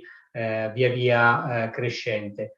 E la domanda principale a cui abbiamo cercato di rispondere e a giudicare dai risultati che stiamo ottenendo, anche dal numero di studenti che stanno afferendo a questo nuovo percorso di laurea magistrale e all'interazione che si hanno con le industrie, stiamo evidentemente rispondendo bene a questo tipo di sollecitazioni che ci vengono dall'esterno. La domanda principale, essendo stata all'inizio quella di poter mettere a terra la grande quantità di risultati teorici che sono stati sviluppati negli ultimi anni da un punto di vista della ricerca matematica ed informatica applicata alla soluzione di problemi industriali concreti. Vorrei in questi pochi minuti che abbiamo a disposizione e chiaramente sono a vostra completa disposizione per quanto riguarda eventuali approfondimenti e domande, anche ovviamente al di là di questo breve incontro, vorrei darvi un po' un'idea a volo d'uccello su quello che è l'organizzazione del corso di laurea magistrale in Data Science, quali sono i blocchi fondamentali che compongono questo percorso, perché li abbiamo pensati, realizzati in un certo modo e quali sono gli output che potete aspettarvi di conseguire una volta portato a termine il percorso di magistrale. Ora, il percorso è esattamente quello che potete vedere qua. C'è un primo passo che è quello di identificare quali sono i mattoncini, perché la nostra idea è quella di costruire questo percorso di laurea magistrale proprio come se fosse una costruzione Lego fatta da un lato per rispondere alle vostre esigenze e aspettative e da un lato per rispondere alle esigenze del mercato industriale e delle aspettative della ricerca nell'ambito del machine learning, in modo tale che questi due profili possano incontrarsi, matchare, come si dice in gergo, nella maniera più opportuna e di maggiore soddisfazione per tutte le parti. Questi mattoncini che vedete, cioè Computer Science Engineering, Mathematics and Statistics, sono i blocchi fondanti del percorso magistrale in Data Science.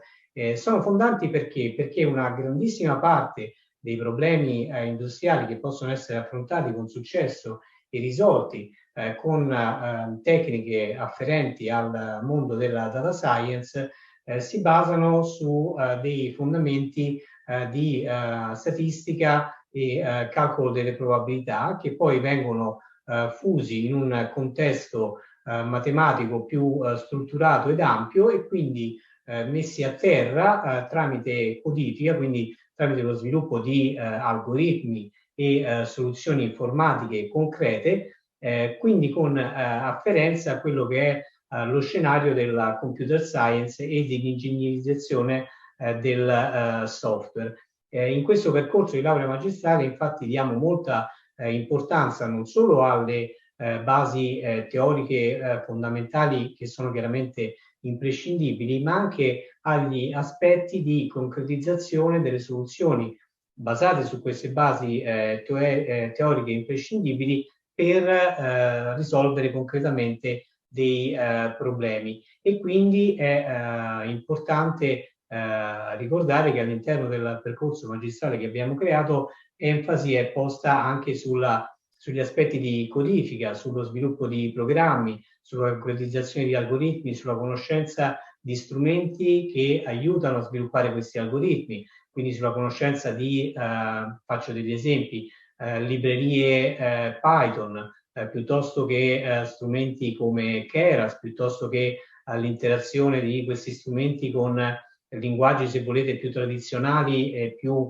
orientati alla matematica, come possono essere MATLAB, R, eccetera. E tutte queste soluzioni poi vengono messe anche a frutto con l'interazione relativamente a strumenti in cloud, quindi anche viene approfondita anche la conoscenza di strumenti come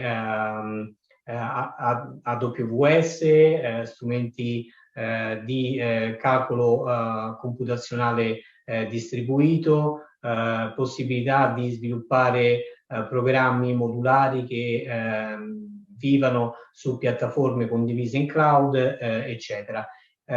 Ora, quindi, basandosi su questi mattoncini fondamentali, si sviluppa, si acquisisce conoscenza, e questa conoscenza viene poi declinata negli ambiti dell'ottimizzazione, del machine learning in generale, e dello sviluppo e della soluzione di problemi afferenti al mondo dei sistemi complessi, dove sistemi complessi sono tutti quei sistemi che da un punto di vista industriale hanno necessità di soluzioni strutturate, complesse e tipicamente sviluppantisi su più livelli.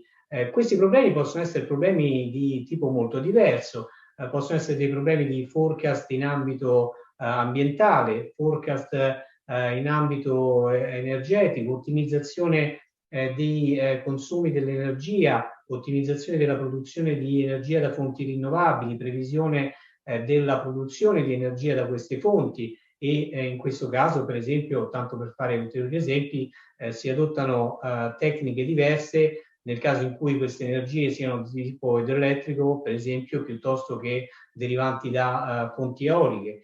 Risoluzione e ottimizzazione di soluzioni per l'ottimizzazione delle flotte che devono dispacciare oggetti sul territorio. Questo è un problema che, tanto per dire, è comunemente alla base di tutte le attività che svolgono colossi come Amazon.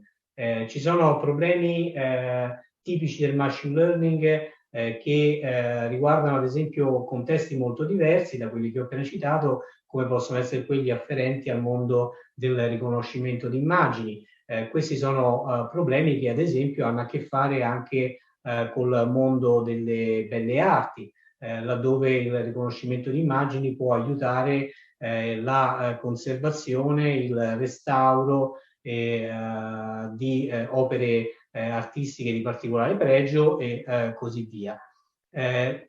Il terzo step, quindi dopo aver creato i mattoncini che abbiamo poi sviluppato e che ci hanno permesso di accrescere le nostre expertise tanto dal punto di vista teorico che dal punto di vista informatico-computazionale, siamo pronti per applicare la conoscenza, e l'applicazione della conoscenza significa risolvere problemi che afferiscono al mondo della logistica piuttosto che al mondo della business analytics, quindi al mondo della matematica finanziaria, del financial trading, anche in tempo reale, quindi lo sviluppo di algoritmi capaci di prendere decisioni sulla base degli storici, degli andamenti di mercato per fornire delle soluzioni finanziarie ottimali in tempo reale o in real time, visualizzazione dei dati, protezione dei dati sensibili, analisi di grandi masse di dati, quello che tipicamente viene riferito come Big Data Analytics, sviluppo di modelli che aiutino nella lotta al crimine informatico e così via. Le applicazioni non solo sono molteplici, ma il loro numero aumenta davvero in modo esponenziale nel tempo, e questo aumento esponenziale è dovuto anche al fatto che negli ultimi anni determinati modelli e soluzioni afferenti all'ambito machine learning in generale e più specificamente alle soluzioni tipo neural networks sono state resi possibili da applicare anche su sistemi computazionali che fino ad alcuni anni fa erano l'appannaggio solo di un ristretto numero di grandissime società. La potenza di calcolo si è enormemente accresciuta negli ultimi anni e di conseguenza queste soluzioni è stato reso possibile anche applicarle su sistemi, come dire, più alla portata di tutti, sostanzialmente capaci, è possibile far girare molte di queste soluzioni anche su un desktop, su un laptop convenzionale, ed eventualmente appoggiarsi su quei sistemi AWS che citavo prima per calcolo computazionale distribuito. Quindi gli outcome che potete aspettarvi da questo percorso magistrale sono quelli legati al sviluppo di una conoscenza matematica rigorosa, quindi delle basi teoriche rigorose che sono fondamentali per la moderna scienza dei dati, l'acquisizione di skill computazionali per risolvere sfide che possiamo genericamente far afferire al mondo degli analytics. E tutto il piano della magistrale in data science è volto a coprire questo tipo di esigenze con un approccio che è come dire olistico e multidisciplinare, e che si può convertire, e anzi noi come dire invitiamo gli studenti a farlo, in esperienze di internship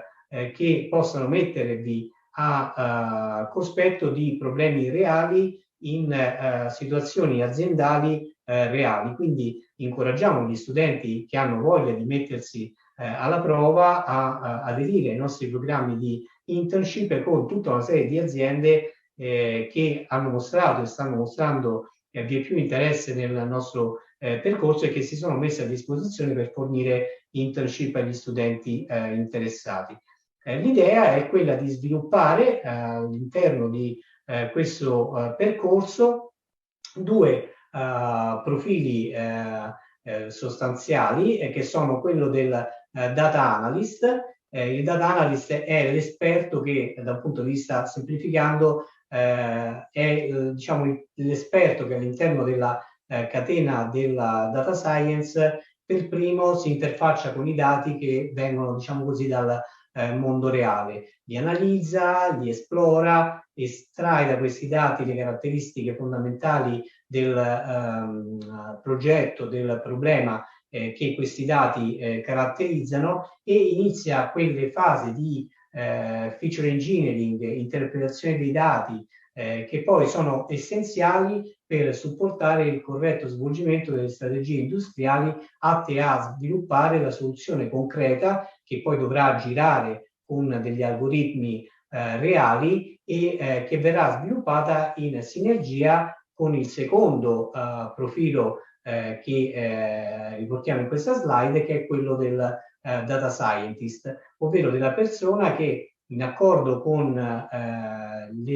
le caratteristiche messe in luce dal data analyst, sviluppa la soluzione diciamo così, matematico-informatica, che viene poi sviluppata ulteriormente e concretizzata nella stesura di un algoritmo e quindi di una soluzione machine learning neural network based che ad esempio in codifica Python girerà ad esempio come una black box fornendo al cliente della società Acme per la quale stiamo sviluppando il progetto quel trade union tra input e output, cioè la soluzione che effettivamente il cliente vedrà girare nel mondo reale.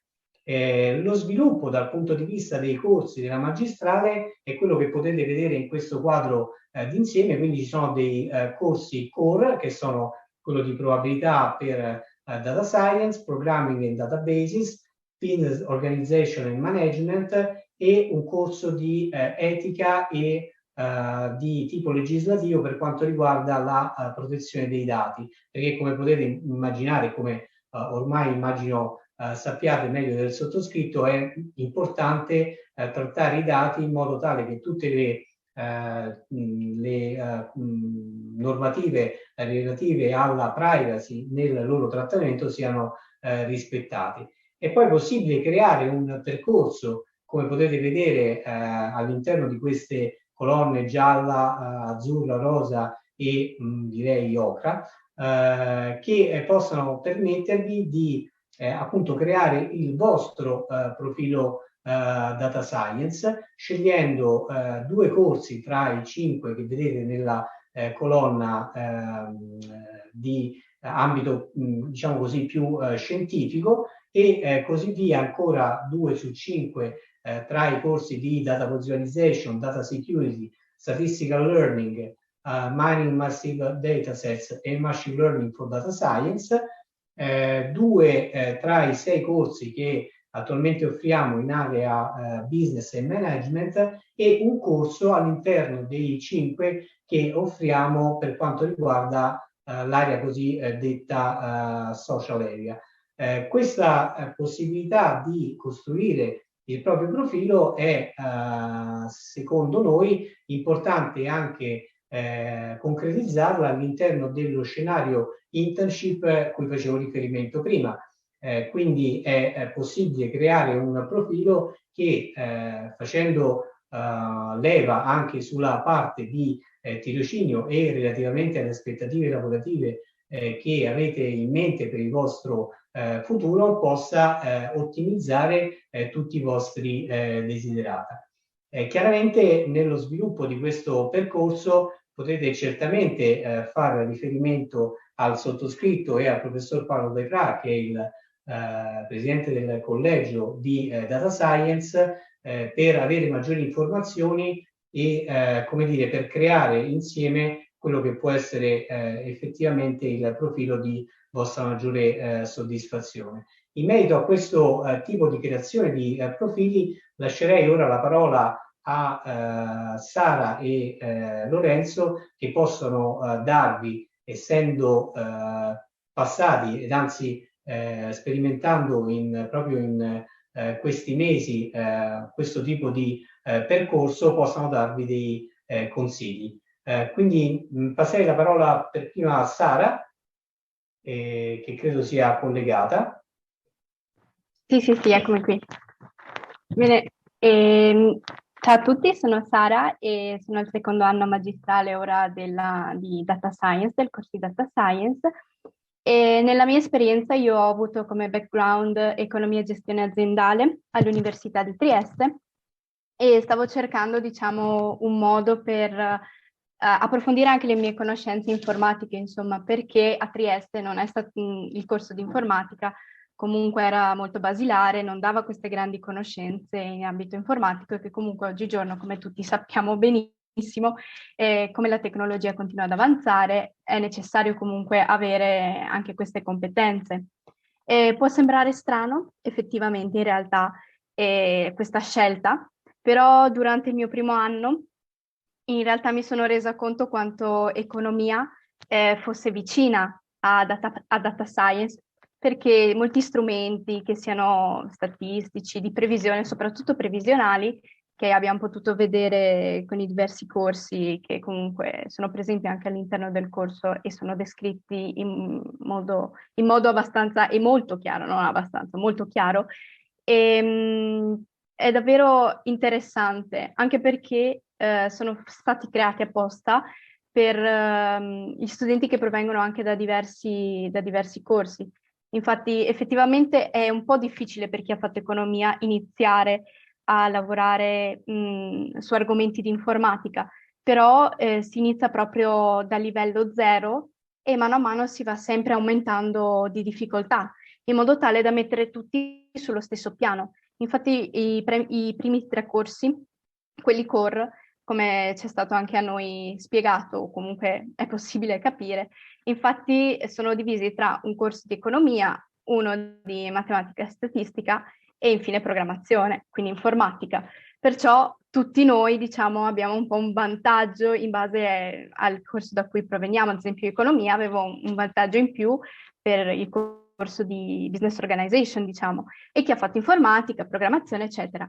E ho apprezzato comunque moltissimo questo corso perché mi ha permesso veramente di sviluppare delle competenze e anche dal punto di vista, diciamo, di aiutarsi un po' tra compagni di corso, perché provenendo da diversi indirizzi si ha comunque la possibilità di condividere idee, competenze. Magari uno sa più una cosa, un argomento, cerca di spiegarlo agli altri, viceversa. Comunque è sempre un rapporto di, insomma, condivisione.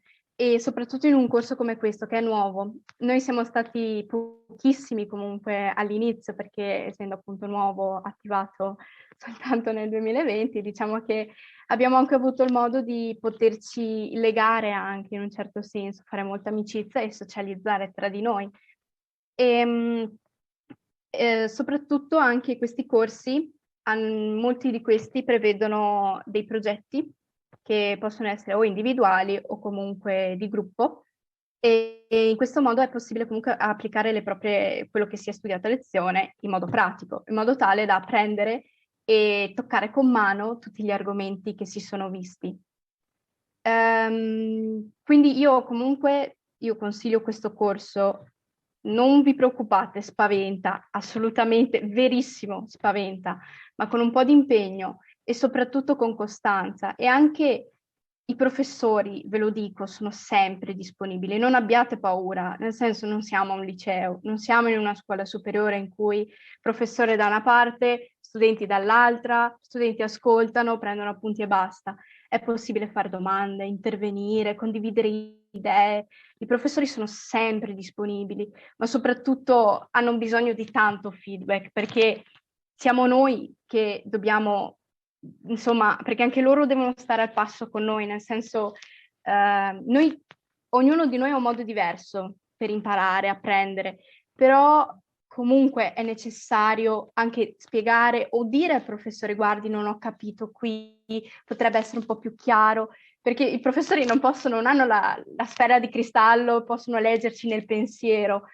Quindi condividere, parlare è la cosa più importante, soprattutto in un corso come Data Science, che gli argomenti comunque possono essere spiegati anche in modo teorico quanto si vuole, però ripetere a pappagallo, comunque imparare a memoria, meglio di no, nel senso comunque dobbiamo applicarci, sono cose che vanno applicate in ambito informatico, soprattutto anche per un domani, assolutamente.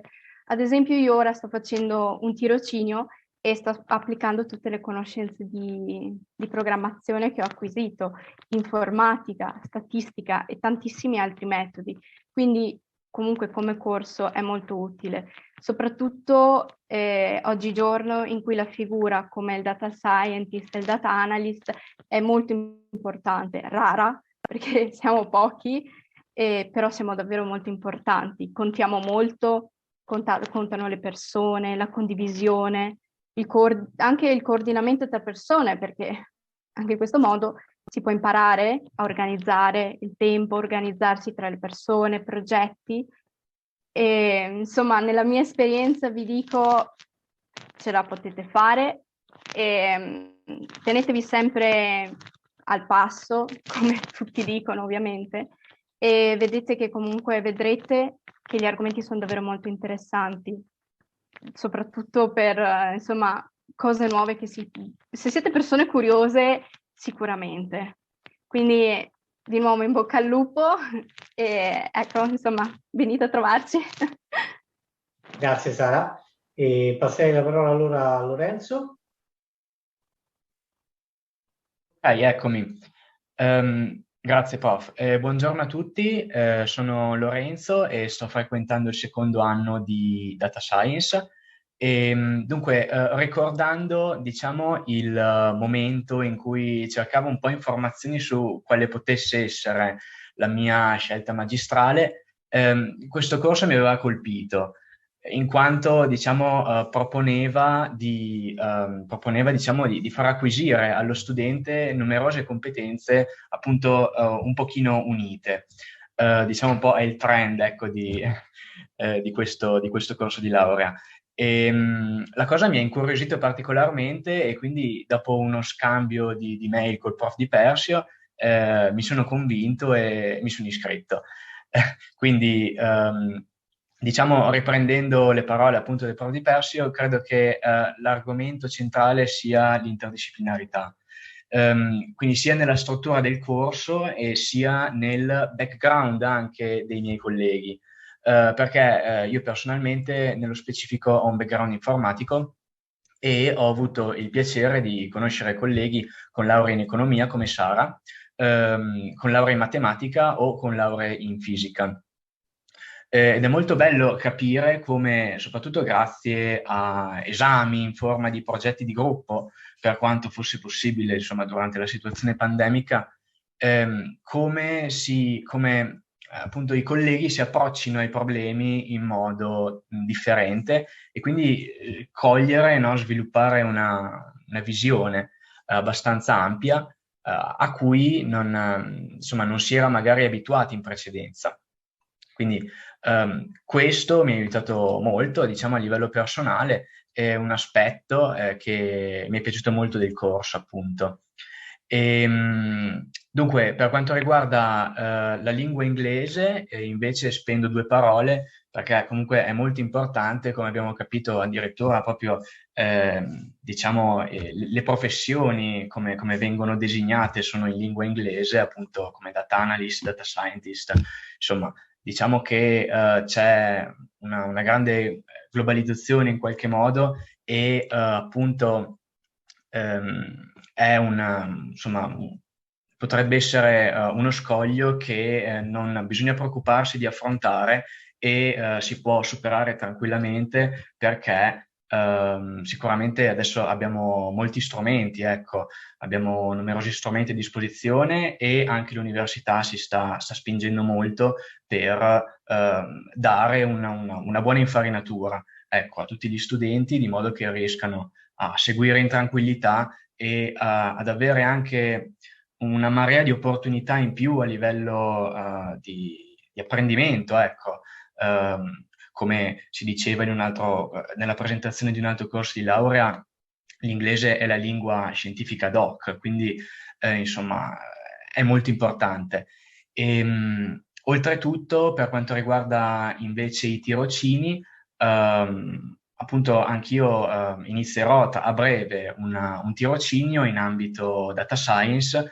Ci sono numerose start-up, ci sono numerose aziende che propongono di risolvere dei problemi reali in appunto un modo, come ha presentato il prof di Persio, in un modo automatizzato e di modo da supportare delle decisioni, magari che possono essere manageriali, industriali, con il supporto del dato, appunto con il supporto dell'informazione che arriva in output, appunto. Quindi diciamo il corso ha fornito tutti questi aspetti fondamentali e diciamo a posteriori mi è piaciuto molto e ha fornito ciò che mi aspettavo quando mi ero iscritto e ha aperto un mondo che insomma di cui sono molto contento, ecco, di far parte e quindi in generale sono molto soddisfatto della scelta. Grazie mille. Bene, grazie Lorenzo. Ovviamente se ci sono domande, io sono qui.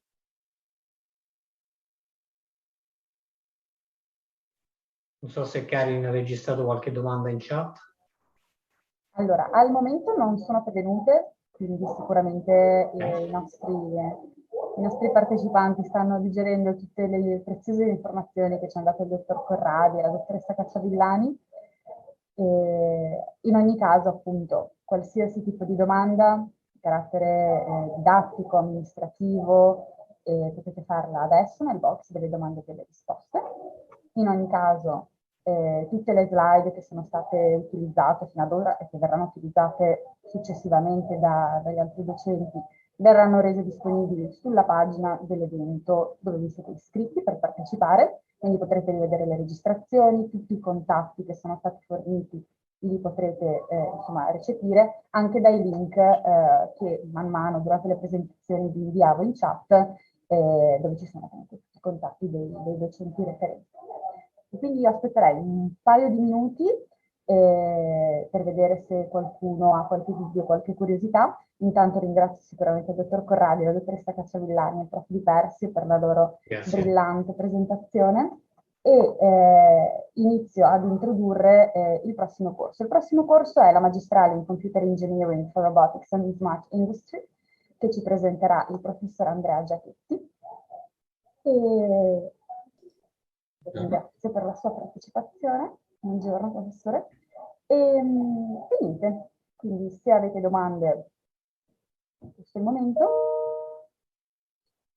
aspettate ancora un paio di minuti.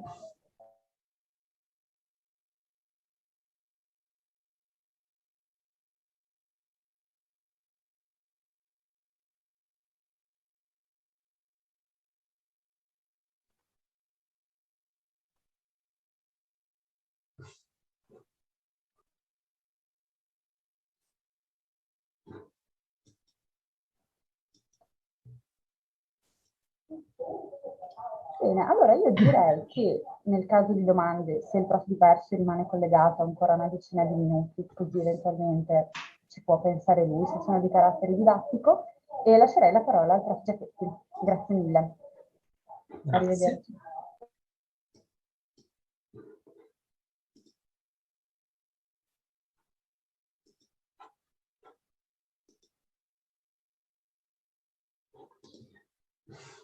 Ok, mi sentite? Sì, forte e chiaro. Va bene. Per parlare del corso di laurea in Computer Engineering for Robotics and Smart Industry, partirei da farvi vedere un attimo un video che, per quanto un po' eccessivamente enfatico, rende l'idea di cosa può aspettare gli studenti che intendono iscriversi. È arrivata la sua quarta rivoluzione. È stato messo al centro la macchina, il dato, l'apparato, l'interconnessione, ossia tutto ciò che noi possiamo chiamare ingegneria informatica. Ma non un'ingegneria informatica qualsiasi, un'ingegneria informatica che parte dai dati che si trovano nei sensori, li analizza a tutti i vari livelli fino al cloud. Un'ingegneria informatica che si sporca le mani, se così vogliamo dire, un'ingegneria informatica che deve conoscere l'Internet of Things, i sistemi intelligenti e la robotica. Il corso di laurea magistrale in Computer Engineering for Robotics and Smart Industry intende formare una nuova generazione di ingegneri informatici che, oltre alle competenze base dell'informatica, abbia competenze anche legate al mondo dell'industria.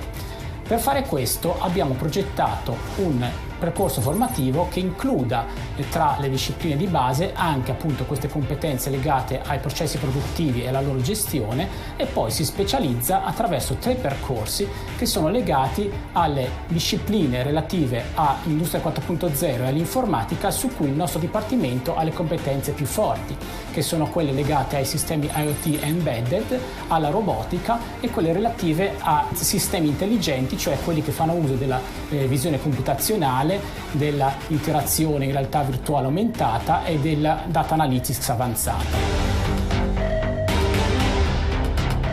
Con l'avvento dell'industria 4.0, le reti industriali stanno diventando sempre più complesse e con dei requisiti molto stringenti.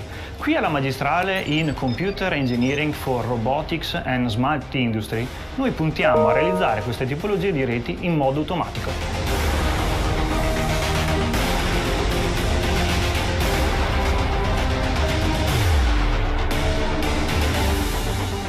Per sviluppare un task robotico si comincia guardando all'oggetto e all'ambiente circostante. Si deve scrivere del codice che sia corretto ed ottimizzato, ma allo stesso tempo bisogna pensare a quei vincoli geometrici e fisici che ci permettono di far muovere il manipolatore come e dove vogliamo. Allo stesso tempo bisogna costruire una buona interfaccia verso la linea di produzione in modo da permetterne il monitoraggio e il controllo remoto. Si possono utilizzare dei simulatori, come quello alle mie spalle, per impostare il lavoro, che poi però va finito ed ottimizzato sul campo.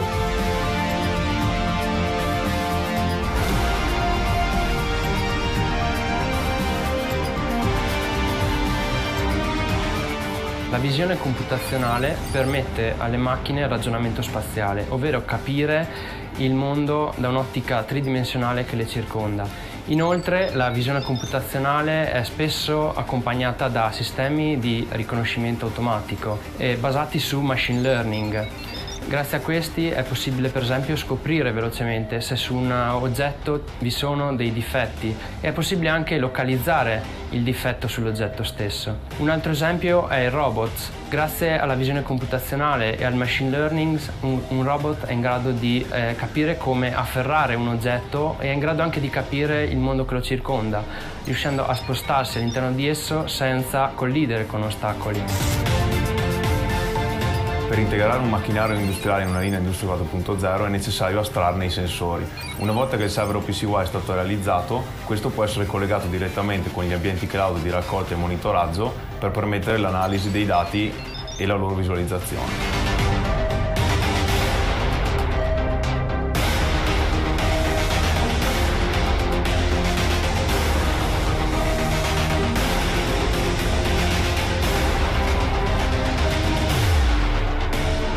Al fine di trovare correlazioni e per fare manutenzione predittiva, i dati vengono manipolati e analizzati tramite tecniche di intelligenza artificiale e machine learning.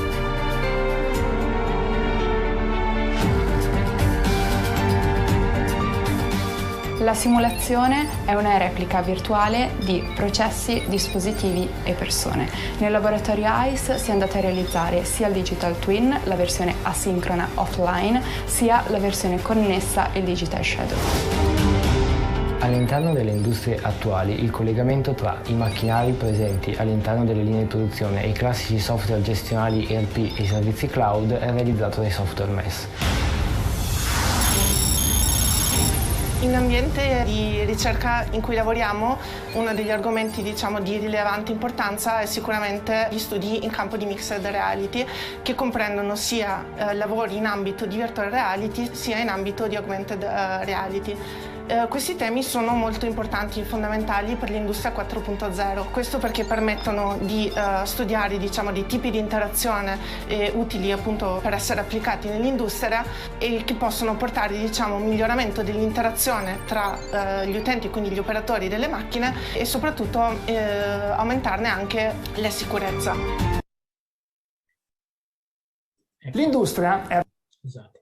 Allora, quindi il video, a parte la musichetta, credo che abbia reso chiaro qual è lo scopo, di questo corso di laurea, quindi il dare agli studenti una serie di competenze che formino un computer engineer, cioè un ingegnere dell'informazione, ma che abbia un po' di conoscenze specifiche anche relative al mondo industriale per poter operare, questa rivoluzione di Industria 4.0.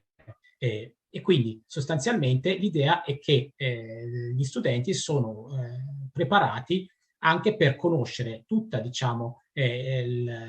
l'insieme delle tecniche della computazione che si applicano a tutti i livelli delle applicazioni industriali, quindi dai sensori al cloud, con tutto quindi una stratificazione che comprende appunto sistemi operativi, le architetture in middleware, le architetture cloud, i sistemi di data analysis, simulazione, eccetera, e che al momento sono affrontati da persone che magari hanno competenze soltanto su uno di questi livelli e non conoscono come questi livelli interagiscono nell'ambito industriale. Quindi il progetto didattico della laurea in Computer Engineering for Robotics and Smart Industry tende a cercare di formare questa nuova categoria di ingegneria dell'informazione, che sono a tutti gli effetti informatici, ingegneria dell'informazione, come quelli che si laurea appunto negli altri corsi di laurea che abbiamo in dipartimento, ma che hanno questa conoscenza specifica in qualche modo dell'intera, diciamo, l'intera stratificazione delle applicazioni dell'informatica all'industria.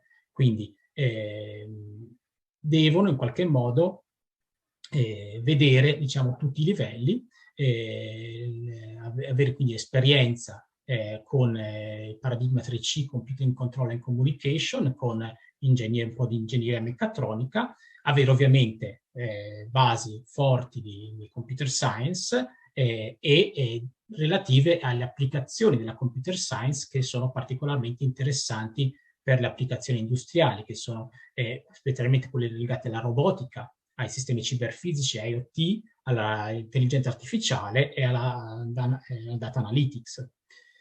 Le figure professionali che si intendono formare sono quindi quelle richieste dall'industria per questo, perché appunto questo progetto formativo, questo corso di laurea, nasce con il progetto di eccellenza del Dipartimento di Informatica su Industria 4.0, per cui c'è stato un forte scambio appunto di anche informazioni da parte dell'advisory board, delle industrie, delle aziende, con le persone che hanno progettato sia il corso di laurea che il laboratorio, che appunto è quello che si vedeva nel video, che esiste, su cui gli studenti possono fare conoscenza e fare pratica con queste tecnologie. E le figure professionali che quindi l'industria richiede sono queste figure che conoscono un po' tutti gli aspetti delle applicazioni dell'informatica a Industria 4.0 e più in specifico abbiamo la Industrial IoT e Robotic System Design, quello che progetta i sistemi industriali robotizzati e i robot che si usano nell'industria, l'integratore di sistemi industriali, cioè quello che va a mettere assieme vari pezzi, quindi gestendo appunto i protocolli di comunicazione e il dialogo tra le varie macchine a tutti i livelli, e quello che diciamo programma il software, che fa analisi di dati, che fa l'interazione, che fa la visione computazionale e così via. Quindi occorre formare queste specifiche figure, diciamo, professionali, e quindi dare agli studenti le conoscenze che servono, che ovviamente sono in buona parte anche quelle che avete già visto negli altri corsi di laurea, perché sono tutte conoscenze, sono tutte competenze che abbiamo nel Dipartimento di Informatica, e però ce ne sono anche di specifiche, diciamo, relative alle applicazioni industriali. Per quanto riguarda, per esempio, la figura professionale legata più al design, quindi alla progettazione di sistemi IoT e robotici, le conoscenze da acquisire sono quelle legate alla modellazione specifica e verifica dei sistemi IoT e robotici, ovviamente, e la specifica dei sistemi, dei componenti, le proprietà dei sistemi ciberfisici, le strutture di rete che collegano i sistemi, il controllo, la collaborazione con i robot, inclusa anche quindi le tecniche per la sicurezza e la certificazione. L'integratore ovviamente deve saper selezionare i tool che servono per determinate applicazioni che si vogliono realizzare, sia per quanto riguarda appunto i componenti hardware che l'interazione e lo scambio dei dati, il flusso di processo, l'ottimizzazione, eccetera. Per quanto riguarda il programmatore analista, il data engineer, deve ovviamente conoscere le specifiche tecnologie che va a applicare, e ovviamente anche qui i processi industriali su cui va a operare, quindi per definire le specifiche dei sistemi di visione, di machine learning, di manutenzione predittiva, controllo qualità, deve conoscere ovviamente le tecniche informatiche, l'hardware e il software, ma anche appunto le problematiche specifiche del processo produttivo in cui si va ad operare. Okay. Quindi servono le competenze informatiche che erano già negli altri corsi di laurea, più anche competenze specifiche che vengono quindi aggiunte, che sono state quindi aggiunte al programma del corso di laurea, in particolare quelle legate appunto agli impianti industriali, per esempio, un po' di elettronica industriale, l'interazione uomo-macchina, e anche ai processi industriali. Okay? Quindi questo è il focus del corso di laurea. Okay? Come viene realizzato questo da un punto di vista del piano, diciamo, di studio? Il piano di studio comprende quindi una serie di esami di base, appunto il qualifying, che vogliono dare queste competenze di base, includendo anche quelle più specifiche all'industria, per cui c'è, oltre ai corsi base più informatici, come appunto Machine Learning, Artificial Intelligence, Dynamic System, Discrete and Hybrid Event System, c'è anche un corso di Industrial Plant and Production Management per dare questa competenza sugli impianti industriali e sulla gestione della produzione. Dopodiché il corso è stato focalizzato sull'acquisire quelle competenze sulle tecnologie abilitanti dell'industria 4.0 di cui appunto il Dipartimento di Informatica ha grossa esperienza e proprio per questo ha proposto questo progetto di eccellenza sull'industria 4.0. In particolare esistono forti competenze di dipartimento legate agli sistemi embedded IoT, alla robotica e alla visione computazionale, sistemi intelligenti, alla data analytics, all'analisi dei dati, eccetera. Questo ha fatto sì che si siano stati definiti dei percorsi che non sono rigidi, ma prevedono un minimo di esami focalizzati sui 3 settori e che poi vadano a completarsi con una ampia scelta di altri corsi a scelta con cui lo studente possa costruire il proprio percorso ideale. Okay? Quindi abbiamo detto già appunto degli esami qualifying, quindi in cui abbiamo anche esami appunto in classe di ingegneria industriale che possono dare le competenze, un po' della stratificazione delle varie applicazioni dell'informatica all'industria e ai processi industriali in generale.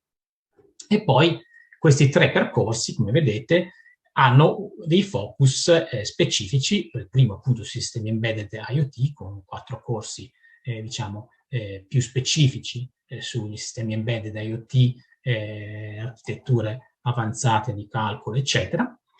Quello sulla robotica ha appunto corsi di Robotics, Physical Human Robotics Interaction, Control System, Computer Vision, e quello su Smart System Data Analytics ha appunto corsi che appunto riguardano la visione applicata per esempio alla quality control come process monitoring, monitoring di processo, quindi anche con tecniche di image processing, computer vision, data warehouse integration per appunto analizzare i dati, human computer interaction focalizzato anche alle tecniche di realtà mista che si usano, che si possono usare nell'industria, di digital design anche legato al digital manufacturing, quindi alla stampa 3D, alla realizzazione fisica di oggetti utilizzando tecniche appunto di controllo numerico. Gli esami a scelta coprono poi una vasta serie di argomenti con cui si possono costruire dei percorsi molto focalizzati anche o ampi, perché si può approfondire la questione, si possono approfondire appunto gli studi sui sistemi, si possono approfondire le conoscenze di machine learning, di robotica, di visualizzazione dati, di robot, di scienze dei materiali per applicazioni industriali e così via. Quindi c'è una vasta scelta di esami per costruire i propri percorsi. Poi in realtà c'è anche la possibilità di usufruire anche di corsi degli altri percorsi per completare la propria preparazione, corsi non diciamo di Ingegni 05 possono essere anche presi a scelta dagli altri percorsi che non si scelgono come percorso principale. Quindi il corso quindi è un corso di computer engineering, però ha questo focus particolare e come aspetto forte ha il fatto che esistono queste competenze su alcune tecnologie abilitanti di Industria 4.0 in dipartimento, quindi anche gruppi di ricerca su cui si può collaborare, fare tesi, stage e che hanno molti contratti industriali con industrie del territorio e non, ma anche il fatto che c'è questa possibilità di usufruire del laboratorio ICE, cioè questo laboratorio che avete visto nel video, che effettivamente è a disposizione degli studenti e dove ci sono tutti i macchinari in qualche modo che intervengono nell'industria 4.0 e che si possono toccare con mano e anche programmare, anche testare in attività di laboratorio legate ai corsi, ma anche alle attività di ricerca, perché ci sono diversi progetti industriali in corso in cui si usano queste tecnologie, quindi appunto quelle dei robot mobili, sensori di vario tipo per fare controllo di qualità, stampa 3D, fresa, controllo numerico, appunto una linea di produzione con il suo digital twin, sistemi di rete avanzati, sensori IoT, quindi analitica di dati con varie tecnologie, quindi c'è tutto a disposizione anche appunto in questo laboratorio che potete tranquillamente vedere il sito, visitarlo, eccetera, per farvi un'idea appunto di cosa si possa fare in esso e il video mi ha fatto vedere anche per mostrare appunto queste potenzialità. Okay? Quindi dentro il laboratorio ICE si possono testare tutte queste tecnologie, dal cloud, data analytics, digital twin, simulazione di processo, realtà virtuale aumentata, robotica mobile, visione industriale e ottimizzazione dello storage, perché c'è anche un magazzino controllato computer, fornito appunto da un'azienda partner del laboratorio e così via. La collaborazione industriale fa sì che appunto ci siano anche possibilità di tirocini con aziende locali, ma anche all'estero. C'è uno studente che deve partire adesso per uno stage in Germania, ci sono varie possibilità e ci sono anche contratti industriali su cui eventualmente lavorano i gruppi di ricerca e in cui ovviamente gli studenti possono anche collaborare, possono anche vedere come funzionano, perché ovviamente possono fare tirocini interni ed esterni, tesi nei gruppi di ricerca e così via. Quindi ci sono molte opportunità di lavoro, ovviamente il corso è come appunto Data Science che avete visto prima, è un corso che è nato l'anno scorso, quindi non ci sono ovviamente dati storici, diciamo, sull'occupazione degli studenti, ma va da sé che visto l'interesse delle aziende nel creare questo corso di laurea e nel definire le specifiche in qualche modo del corso di laurea, sicuramente è un corso che dà ampie possibilità di lavoro anche in differenti campi, quindi dicevo non soltanto come appunto nelle figure specifiche che abbiamo detto che vogliamo formare, ma poi con quelle competenze si possono andare anche a fare ovviamente anche lavori più magari legati alla ricerca in altri contesti. La missione è questo appunto, tanto vedo che c'era forse una domanda anche a questo proposito, per quanto riguarda i requisiti di ammissione. Sono scritti poi nel sito, ci sono dei vincoli sui crediti in ingresso, perché bisogna avere una formazione di base anche in ingegneria e computer science, ma di fatto gli studenti del corso di triennale di Verona hanno i requisiti, okay? Perché in realtà appunto i requisiti sono legati non strettamente al nome del corso, alla classe del corso, ma al contenuto, e i contenuti per quanto riguarda il numero di CFU che sono indicati, ci vuole un certo numero di CFU nei vari settori, però sono legati alle materie che si studiano e vengono verificate appunto dalla commissione d'ingresso, e gli studenti di Verona e quasi tutti gli studenti di un buon corso anche in computer science e non necessariamente in ingegneria possono accedere. Ovviamente poi ovviamente devono avere queste basi, se non ce l'hanno poi possono recuperarle in qualche modo, ma esistono dei vincoli sul numero di crediti, ma è abbastanza facile averli. Comunque controllateli se volete iscriverli per essere sicuri. Comunque, se avete dei dubbi sul fatto che alcuni corsi possono essere non considerati nel, diciamo, il computo dei corsi di un certo settore, basta che mi mandiate una mail e vi rispondiamo per fugare ogni dubbio. Okay. L'altro requisito di ammissione è legato al B2, ma questo vale per tutti i corsi di lingua inglese. Questo corso, forse non l'ho detto prima, ma come altri che descritti prima, appunto è in lingua inglese, il che ovviamente può essere un vantaggio per appunto acquisire anche le competenze linguistiche legate alla professionalità che si vanno a formare. E quindi è anche attrattivo, ci sono un po' di studenti che vengono da fuori, quindi ci sono anche studenti stranieri che seguono i corsi di questo corso di laurea, e si spera che ce ne saranno di più in futuro, quindi anche questo può essere di interesse. Quindi più o meno tutto quello che volevo raccontare, e naturalmente trovate le informazioni dettagliate sulla pagina web.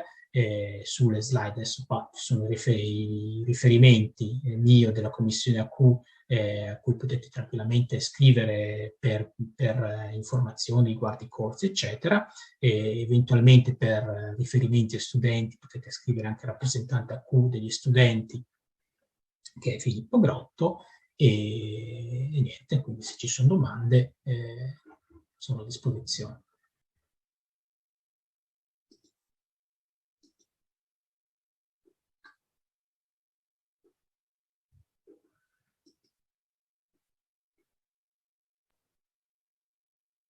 No, grazie mille professor Giachetti. Nel frattempo, mentre aspettiamo eventuali ulteriori domande, ricordo che comunque nella chat ho messo alcuni link utili relativamente agli insegnamenti, relativamente alla pagina del corso, dove potete trovare tutti i riferimenti dei docenti da contattare, a cui chiedere informazioni aggiuntive. E adesso metto anche nella chat nuovamente i requisiti necessari in ingresso. Questi poi sono disponibili per tutti.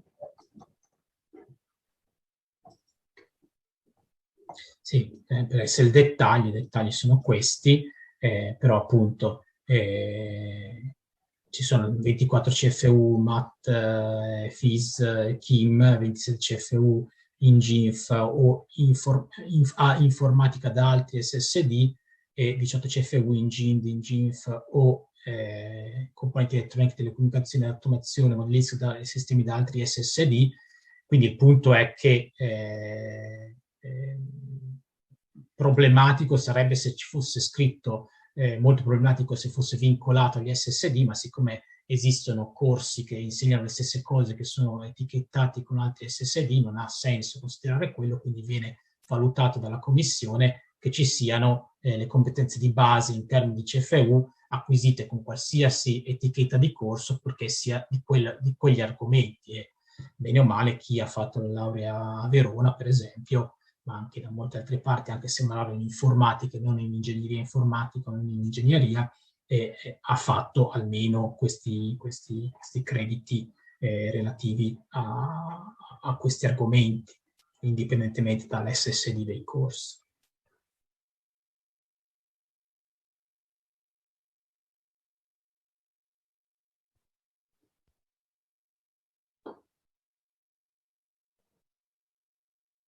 Ottimo, grazie mille professor Giachetti. Vedo che nel frattempo non sono pervenute ulteriori domande, quindi nel caso in cui lei rimanesse collegato ancora 5-10 minuti, possiamo dire a chi ci sta guardando che nel caso di venisse in mente qualcos'altro possono scrivere nel box delle domande e risposte e lei può rispondere, altrimenti io poi posso dare il suo contatto.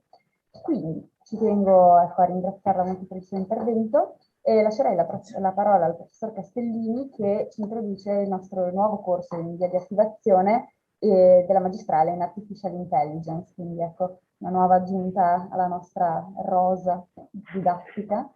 Grazie mille, le lascio la parola, professore.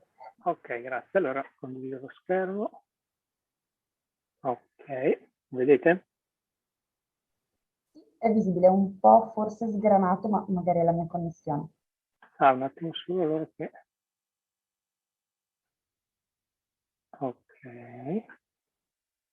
Ok. Bene, allora, se mi sentite tutto bene, vedete tutto, no? Ok, quindi posso iniziare. Niente, allora, il corso di laurea che appunto sto introducendo, il nuovo corso di laurea magistrale in Artificial Intelligence, è un corso di laurea magistrale LM18, quindi nella classe informatica. Il goal, l'obiettivo, diciamo, di questo corso di laurea magistrale, gli obiettivi sono quelli di preparare uno specialista in intelligenza artificiale, che sarebbe una persona che ha delle competenze per sviluppare agenti intelligenti, diciamo, per applicazioni di vario genere. Ci sono molte applicazioni, ad esempio nell'ecologia, nell'economia, nella finanza, diciamo, nella medicina, nell'industria. Un focus particolare di questo corso di laurea è, come spiegherò dopo, in quello che è chiamata Explainable Artificial Intelligence, che sarebbe praticamente una richiesta che è molto forte che sta arrivando anche dall'Unione Europea, ad esempio, così, di sviluppare strumentazione e strumenti appunto di intelligenza artificiale che possono essere compresi e accettati dalle persone, dall'essere umano, in quanto solo in quel modo si riuscirà a far sì che l'intelligenza artificiale venga effettivamente acquisita e sfruttata al massimo. E dopo vi racconterò un po' meglio cosa si intende per Explainable Artificial Intelligence, e poi c'è un focus anche proprio legato a quello che è l'aspetto sociale, economico e legale e anche etico dell'utilizzo di queste tecnologie di intelligenza artificiale. Ok.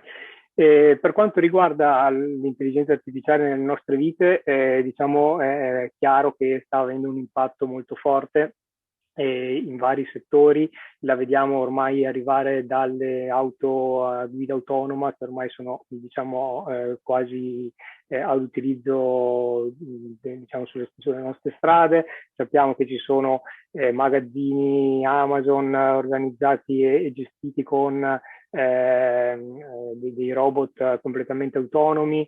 Sappiamo che ultimamente, diciamo qualche anno fa, un programma scritto appunto basato su reti neurali è riuscito a battere il massimo campione del gioco di Go, ok, che è un gioco di strategia come ad esempio gli scacchi. Quindi si sa che appunto le macchine stanno riuscendo a superare anche, diciamo, l'intelligenza umana per quanto riguarda determinati settori specifici, e queste strumentazioni, queste tecnologie le troviamo anche nelle nostre case, ad esempio degli dei termostati smart che possono utilizzare accoppiati a sensori, aspirapolveri che in modo autonomo riescono a gestire determinati lavori di casa, domestici, eccetera, eccetera. Tutto questo è accomunato un po' da quello che è un concetto di intelligenza di cui si sente moltissimo parlare, ed in particolare, diciamo che noi, il punto di vista di questo corso di laurea è un punto di vista molto collegato a quello che è il software, ok? Infatti è un corso di laurea di informatica, diciamo. Perché l'intelligenza artificiale è a Verona? Il motivo è fondamentalmente che a Verona, in particolare nel Dipartimento di Informatica, ci sono ricercatori accademici che lavorano in varie aree di ricerca, e in particolare, diciamo, questi che vedete elencati qui, ci sono più di 80 accademici, più di 120 dottorandi, eccetera, eccetera, e una di queste aree di ricerca è quella della machine intelligence, in cui praticamente abbiamo una grossa parte del nostro dipartimento specializzata in questo, quindi praticamente questi ricercatori stanno sviluppando e hanno sviluppato, diciamo, da anni ormai, hanno una grossa esperienza in metodologie che vanno dalla rappresentazione della conoscenza, la machine learning, il pattern recognition, la visione, gli agenti autonomi, il ragionamento automatico, il neuroimaging, la videosorveglianza, sono tutte tematiche che di fatto compongono proprio ciò che è l'intelligenza artificiale. Quindi il primo messaggio che voglio mandare è appunto perché l'intelligenza artificiale a Verona, perché ci si è appunto anche resi conto che è diciamo, un dipartimento che ha effettivamente grosse competenze in questo ambito e, come vedremo fra poco, anche le ha proprio nell'ambito anche dell'explainable artificial intelligence. Appunto vi spiegherò meglio fra un attimo. Il Dipartimento è molto attivo e negli ultimi 5 anni, diciamo, è riuscito ad acquisire fondi su progetti sia europei che non per 4 milioni di euro, e ha anche moltissime collaborazioni con le aziende, quindi anche questa è una cosa che è molto importante, e le aziende, come vedremo in una delle ultime slide, ci hanno proprio chiesto di fornire persone che abbiano una conoscenza di intelligenza artificiale forte e specializzate in questo tipo di conoscenze. Esistono anche degli spin-off presso il Dipartimento di Informatica, tra i quali alcuni anche legati appunto all'intelligenza artificiale. Il corso di laurea magistrale che appunto sta partendo è un corso di laurea magistrale sviluppato dal Dipartimento di Informatica, con però delle collaborazioni anche con altri dipartimenti come quello di Human Sciences, di Economia, di Giurisprudenza, ok? Con i quali ci sono appunto collaborazioni ed alcuni corsi vengono erogati direttamente a questi dipartimenti. Ecco, ora volevo far vedere brevemente, visto che avevo parlato di intelligenza artificiale a Verona, al nostro dipartimento, anche un paio di progetti veri e propri, diciamo un po' di cose, come si può dire, di tecnologie vere che sono state proprio sviluppate. La prima di queste ve la faccio vedere tramite questo link, ok, questo video, scusate, ok. È un'attività legata a un progetto europeo in cui si sono sviluppati degli droni acquatici autonomi in grado di monitorare l'acqua, diciamo, e dei bacini idrici. E queste tecnologie, questi droni sono stati sviluppati diciamo, direttamente nel Dipartimento, e come vedete qui adesso ci sono anche interfacce grafiche e delle tecnologie che consentono di, diciamo, progettare dei percorsi che poi andranno a essere eseguiti da questi droni, i quali poi in modo autonomo decideranno come andare a pianificare il percorso. La pianificazione è una di queste attività che è molto legata all'intelligenza artificiale. Ecco, vedete qui ad esempio che si definisce un'area di monitoraggio e il drone in modo automatico si decide un percorso ed inizia a monitorarlo. Ecco, e questo appunto è un esempio, questo è un progetto europeo che è stato portato avanti dal professor Farinelli, che è il direttore del Dipartimento, e che appunto si occupa di intelligenza artificiale, porta avanti il corso già da diverso tempo. Un secondo video che volevo farvi vedere invece nasce da tecnologie che sono sviluppate anche all'IIT, che sarebbe l'Istituto Italiano di Tecnologie, e in questo caso ringrazio il professor Murino che appunto ci ha dato What does it mean to be a featherless, two-legged, linguistically conscious creature? Ok, appunto vediamo qui. See where Scusate. È partito. Ok.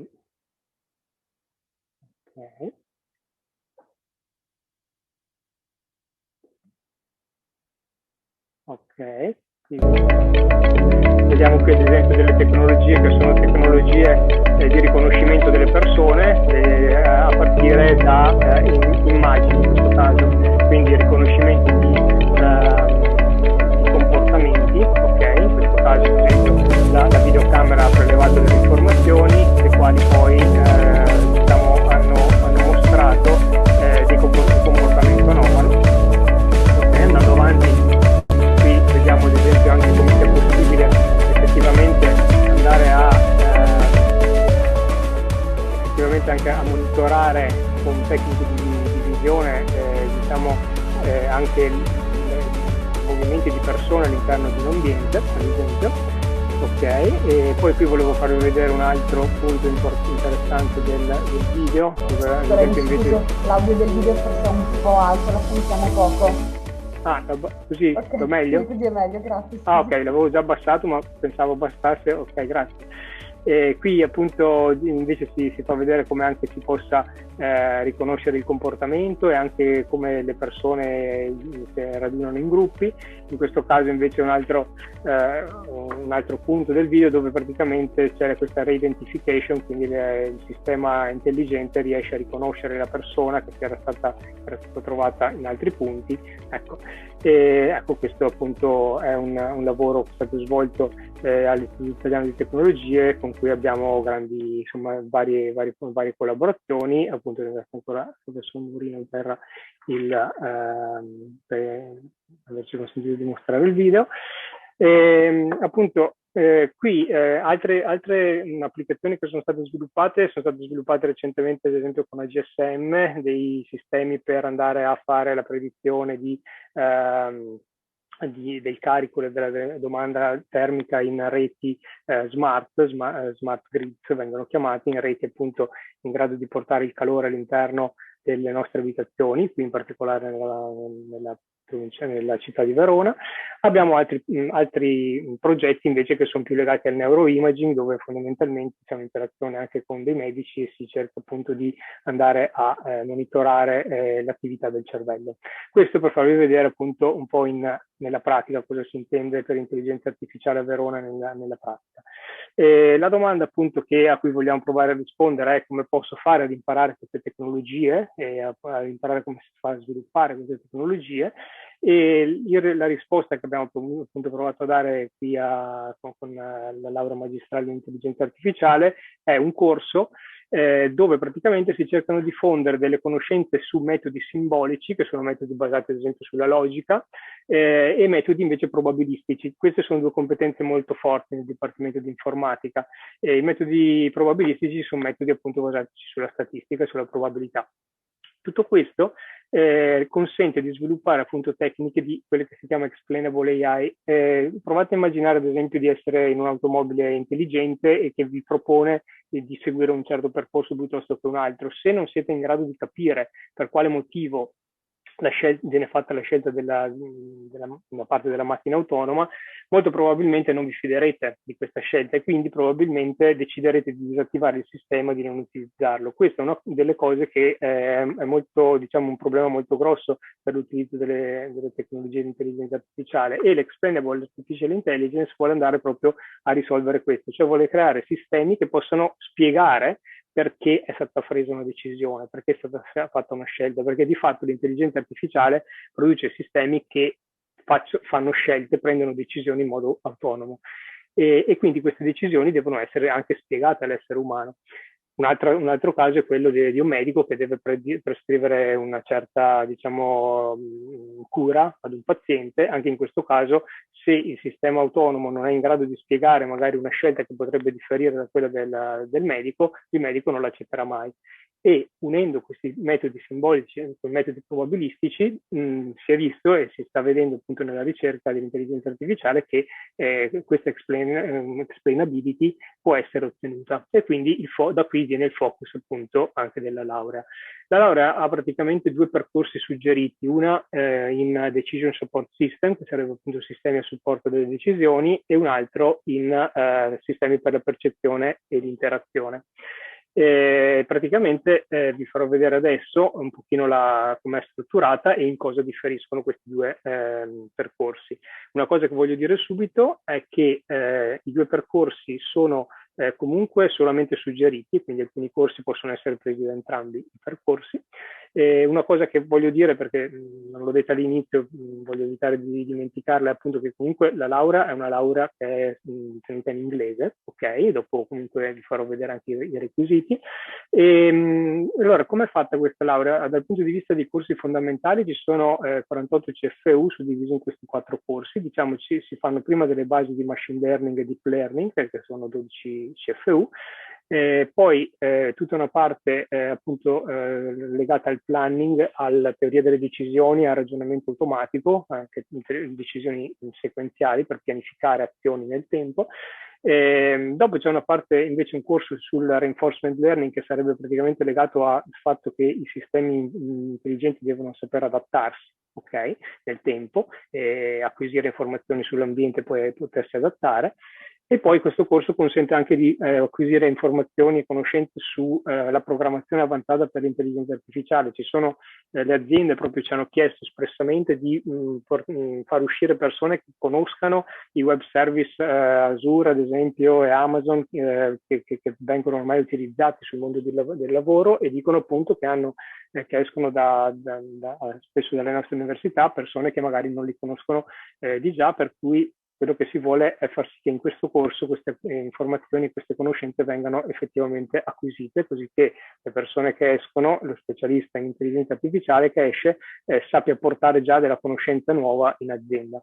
E poi c'è un corso appunto di Explainable Artificial Intelligence che viene tenuto nel secondo anno, dove praticamente tutte queste conoscenze vengono messe insieme e ci si focalizza sul fatto poi appunto di ottenere questi strumenti che sappiano poi spiegare, che siano interpretabili, che sappiano spiegare le scelte che prendono. Una scelta che è stata fatta è quella di mettere molta pratica in questi corsi. In genere su tutti questi corsi abbiamo praticamente un rapporto 1 a 1 tra ore di teoria e ore di laboratorio, per cui tutto ciò che viene fatto poi viene anche provato in laboratorio, testato, e quindi quello che si vuole fare è insegnare tramite il fare, diciamo, in modo molto applicativo. Dopodiché appunto abbiamo la seconda parte di corsi, in cui bisogna scegliere 4 corsi a scelta, tra questi che vediamo qui. Ora, come dicevo, ci sono 2 percorsi.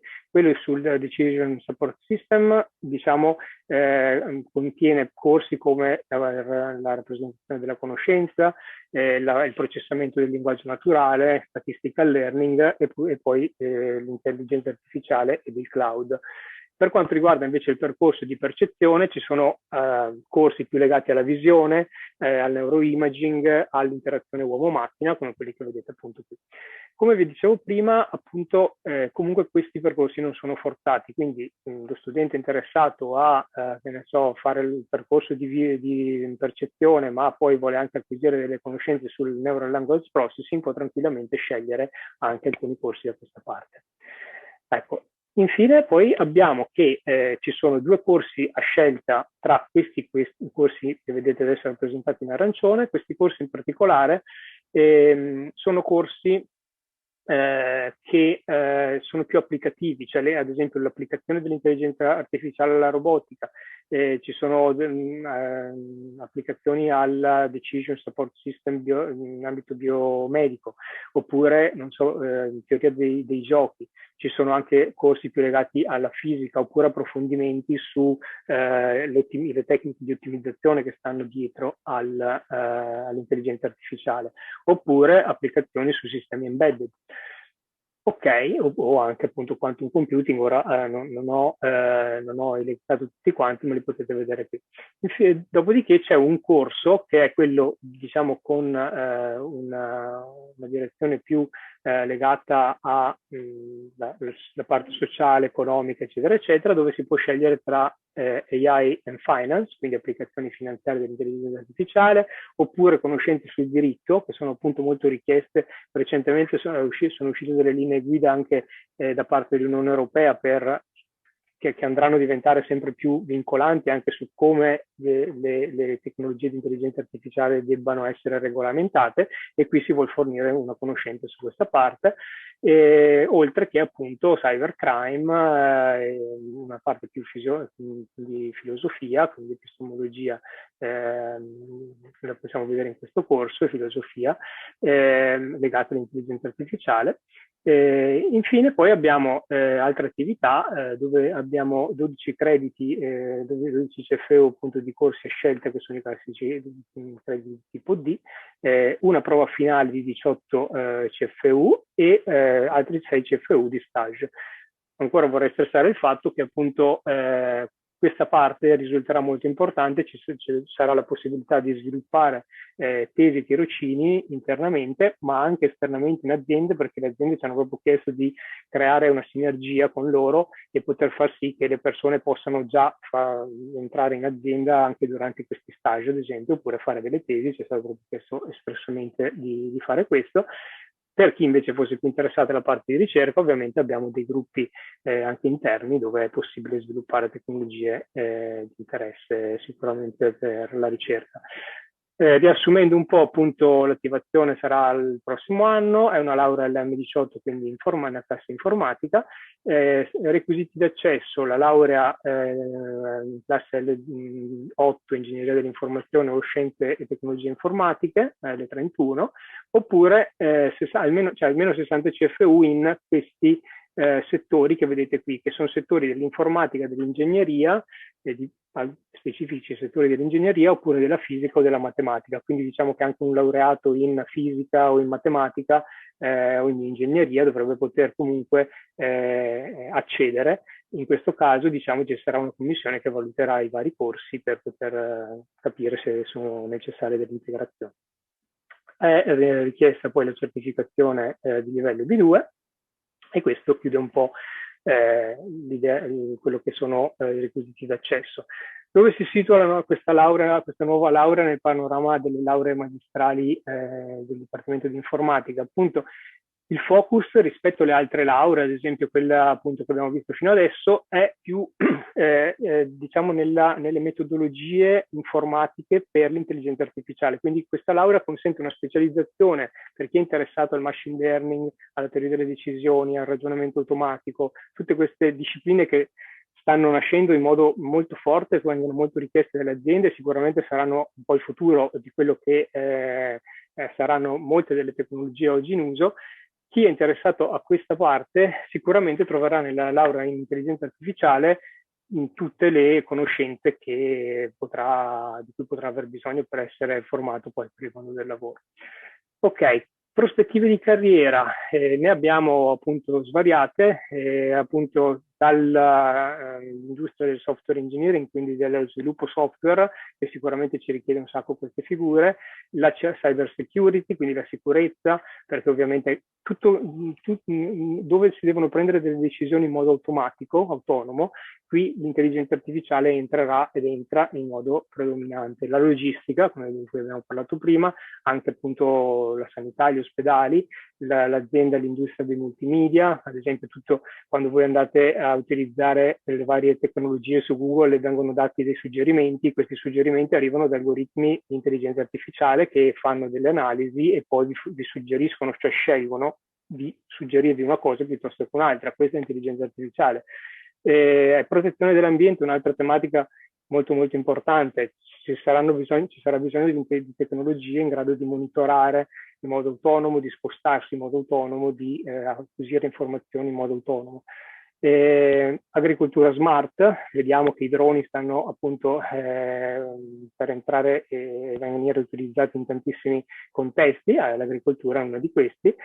Banche, assicurazioni, finanza, idem, e appunto anche l'industria dei videogame. Noi, come vedremo nella prossima slide, abbiamo invitato varie aziende, anche 3 di queste erano proprio nell'industria dei videogame, e anche lì c'è proprio una richiesta molto forte perché l'intelligenza artificiale serve moltissimo anche in quel contesto.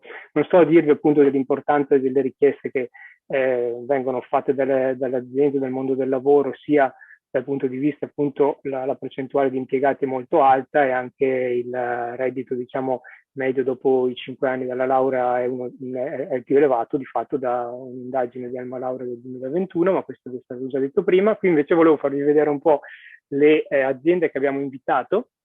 Ci sono state delle consultazioni che sono durate alcuni giorni con aziende per chiedere proprio quali siano le loro esigenze. Abbiamo invitato da IBM con un contatto anche negli Stati Uniti di Francesca Rossi, che è appunto una persona che appunto è molto specializzata anche nell'ambito dell'Explainable Artificial Intelligence in IBM, e ci ha dato dei buoni suggerimenti su quali siano un po' i settori da curare maggiormente, ma ci sono anche ARPAV, ad esempio, che è l'agenzia per il monitoraggio ambientale d'Italia, Evotec, che è un'azienda appunto che lavora in contesto farmaceutico, dopodiché ci sono aziende di consulenza, aziende che lavorano nel mondo degli utility, aziende di videogame, come abbiamo detto prima, e tutte queste appunto hanno richiesto ci hanno detto che questa laurea potrebbe essere molto interessante per loro, e anche hanno proposto di poter fare stage e tirocini direttamente in azienda da loro. E infine appunto qualche giorno fa siamo stati anche, c'è stato anche un articolo sull'Arena che ha pubblicizzato un po', doveva essere stato sabato scorso, vedete qua il nostro direttore, appunto, il professor Farinelli, che appunto è stato intervistato. Ecco, non so se si è sentito prima, appunto, perché dicevate che l'audio non era molto buono. Il progetto, quello sui droni acquatici, è un progetto europeo che ha portato avanti lui, appunto, nel contesto di un progetto europeo. E ecco, infine, diciamo, questo qui è il comitato che proponente della laurea, questi sono i docenti che si sono impegnati a svilupparla. E direi che appunto queste sono tutte le informazioni che volevo darvi. Vi ringrazio di avermi ascoltato, e se ci sono delle domande, ovviamente nella prima slide avevo messo un mio contatto anche email, per cui contattatemi tranquillamente anche via mail, oppure fate delle domande appunto anche ora.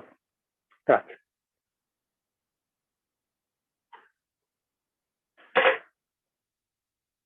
Ottimo, grazie mille professor Castellini. Allora, sono arrivate due domande. La prima è relativa alla fase di approvazione del corso, quindi l'utente dice: essendo ancora in fase di approvazione, è certo che il corso verrà attivato il nuovo anno accademico successivo, quindi 2022-2023? Ok, allora io diciamo che appunto mi sono consultato un po' anche così, allora diciamo che attualmente è stato insomma, è stato accettato in tutte le fasi che dovevamo passare fino adesso senza nessun problema, per cui insomma adesso stanno chiudendosi le ultime fasi, però io mi sentirei di dire di sì, nel senso che comunque insomma il corso non ha avuto nessun problema fino adesso nelle varie fasi che ha passato, per cui insomma siamo confidenti che passi, che parta direttamente. Adesso siamo proprio alle ultimissime fasi, proprio perché sono burocraticamente vanno fatte adesso, però non abbiamo avuto nessun problema finora, per cui io mi sento di dire di sì, ecco. Sì, esatto, confermo. A livello amministrativo, da parte nostra, Scienze e Ingegneria, mi riferiscono infatti che nell'arco di 15 anni è successo solo una volta che non venisse approvato qualcosa, quindi è una percentuale altissima, ecco, di sicurezza che possiamo darvi di effettiva approvazione, quindi partenza del corso.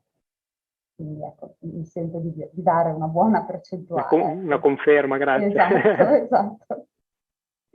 L'altra domanda è in realtà rivolta un po' a tutti i corsi di laurea magistrale definiti flessibili, se viene stabilito un numero di corsi, quindi di insegnamenti da seguire, ma se uno studente volesse seguire altri corsi per sua personale curiosità potrebbe. Quindi lascio la parola a voi, poi magari aggiungo qualcosa di amministrativo io. Allora, io per quanto riguarda la laurea magistrale in intelligenza artificiale, se ho capito correttamente la domanda, penso che, visto che appunto stavo parlando, dico solamente, ma probabilmente ci saranno dei miei colleghi che hanno anche maggiore esperienza e quindi sapranno dire ancora meglio. Appunto ci sono 2 crediti, 2 CFU, scusate, 12 CFU che sono legati a corsi a scelta anche diciamo, possono essere scelte anche fuori dal Dipartimento di Informatica, e questi consentono appunto di acquisire conoscenze anche oltre quelle proprio del piano didattico. Non so se si riferissero a questo oppure a corsi ulteriori oltre a quelli del piano. Allora, eventualmente la persona che ha fatto la domanda può farne un'altra per specificare meglio quello che intendeva. Ad ogni modo, quello che è stato scritto era: è stabilito un numero di corsi da seguire, ma se uno studente volesse seguire altri corsi per sua personale curiosità, potrebbe? Forse parla di corsi in soprannumero. Anche secondo me, infatti quello che io avrei aggiunto a livello amministrativo è che naturalmente è possibile aggiungere, a meno che il regolamento non ponga un limite, un numero illimitato di corsi sovrannumero. Quindi nell'arco della propria carriera universitaria, anche se uno si volesse preparare per un'eventuale possibilità di insegnamento, quindi di informatica, magari nelle scuole superiori, si possono inserire tutti i corsi a libretto che si desidera. Ovviamente quello che poi fa media poi per il voto di laurea è quanto c'è in piano. Quindi i corsi in sovrannumero non fanno media. Possono essere utili per la propria carriera, per concorsi, per altre, diciamo, evenienze che uno può avere poi nella carriera futura lavorativa, però fondamentalmente c'è libertà assoluta di corsi che uno può seguire. Il piano didattico ovviamente è un'altra cosa. Ecco. Quindi, essendo flessibili, c'è molta libertà di scelta, quindi non c'è un piano molto rigido, anzi, quasi tutti i corsi magistrali prevedono comunque degli insegnamenti a scelta, quindi dei crediti da coprire con insegnamenti a scelta dello studente anche di altre aree, se comunque inseriti con il modulo, con la procedura, eccetera. Però fondamentalmente possiamo dire, se siete d'accordo, che c'è molta libertà. Ecco, i piani sono flessibili, ci sono gli insegnamenti a scelta e comunque ci sono i crediti in sovrannumero.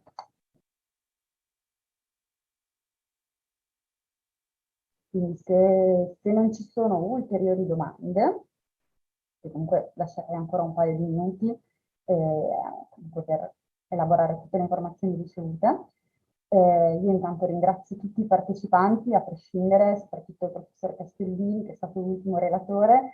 Grazie mille per il supporto, e nella chat, come ultima cosa, ho inserito il link di dove troverete le registrazioni del webinar, saranno disponibili insomma nell'arco di qualche giorno. Vi ringrazio molto, non esitate a scrivere o alla segreteria o comunque ai docenti referenti dei corsi per ulteriori informazioni, per eventuali riconoscimenti di crediti da carriera pregressa o qualsiasi tipo di informazione sulla carriera. Per invece tutti coloro che magari provengono da altri atenei, consiglio tantissimo di dare un'occhiata magari alla pagina relativa alle future matricole, nonostante ci sia una triennale alle spalle, perché Verona insomma ha le sue particolarità e si possono scoprire delle cose interessanti che magari altrove non sono previste. Ecco.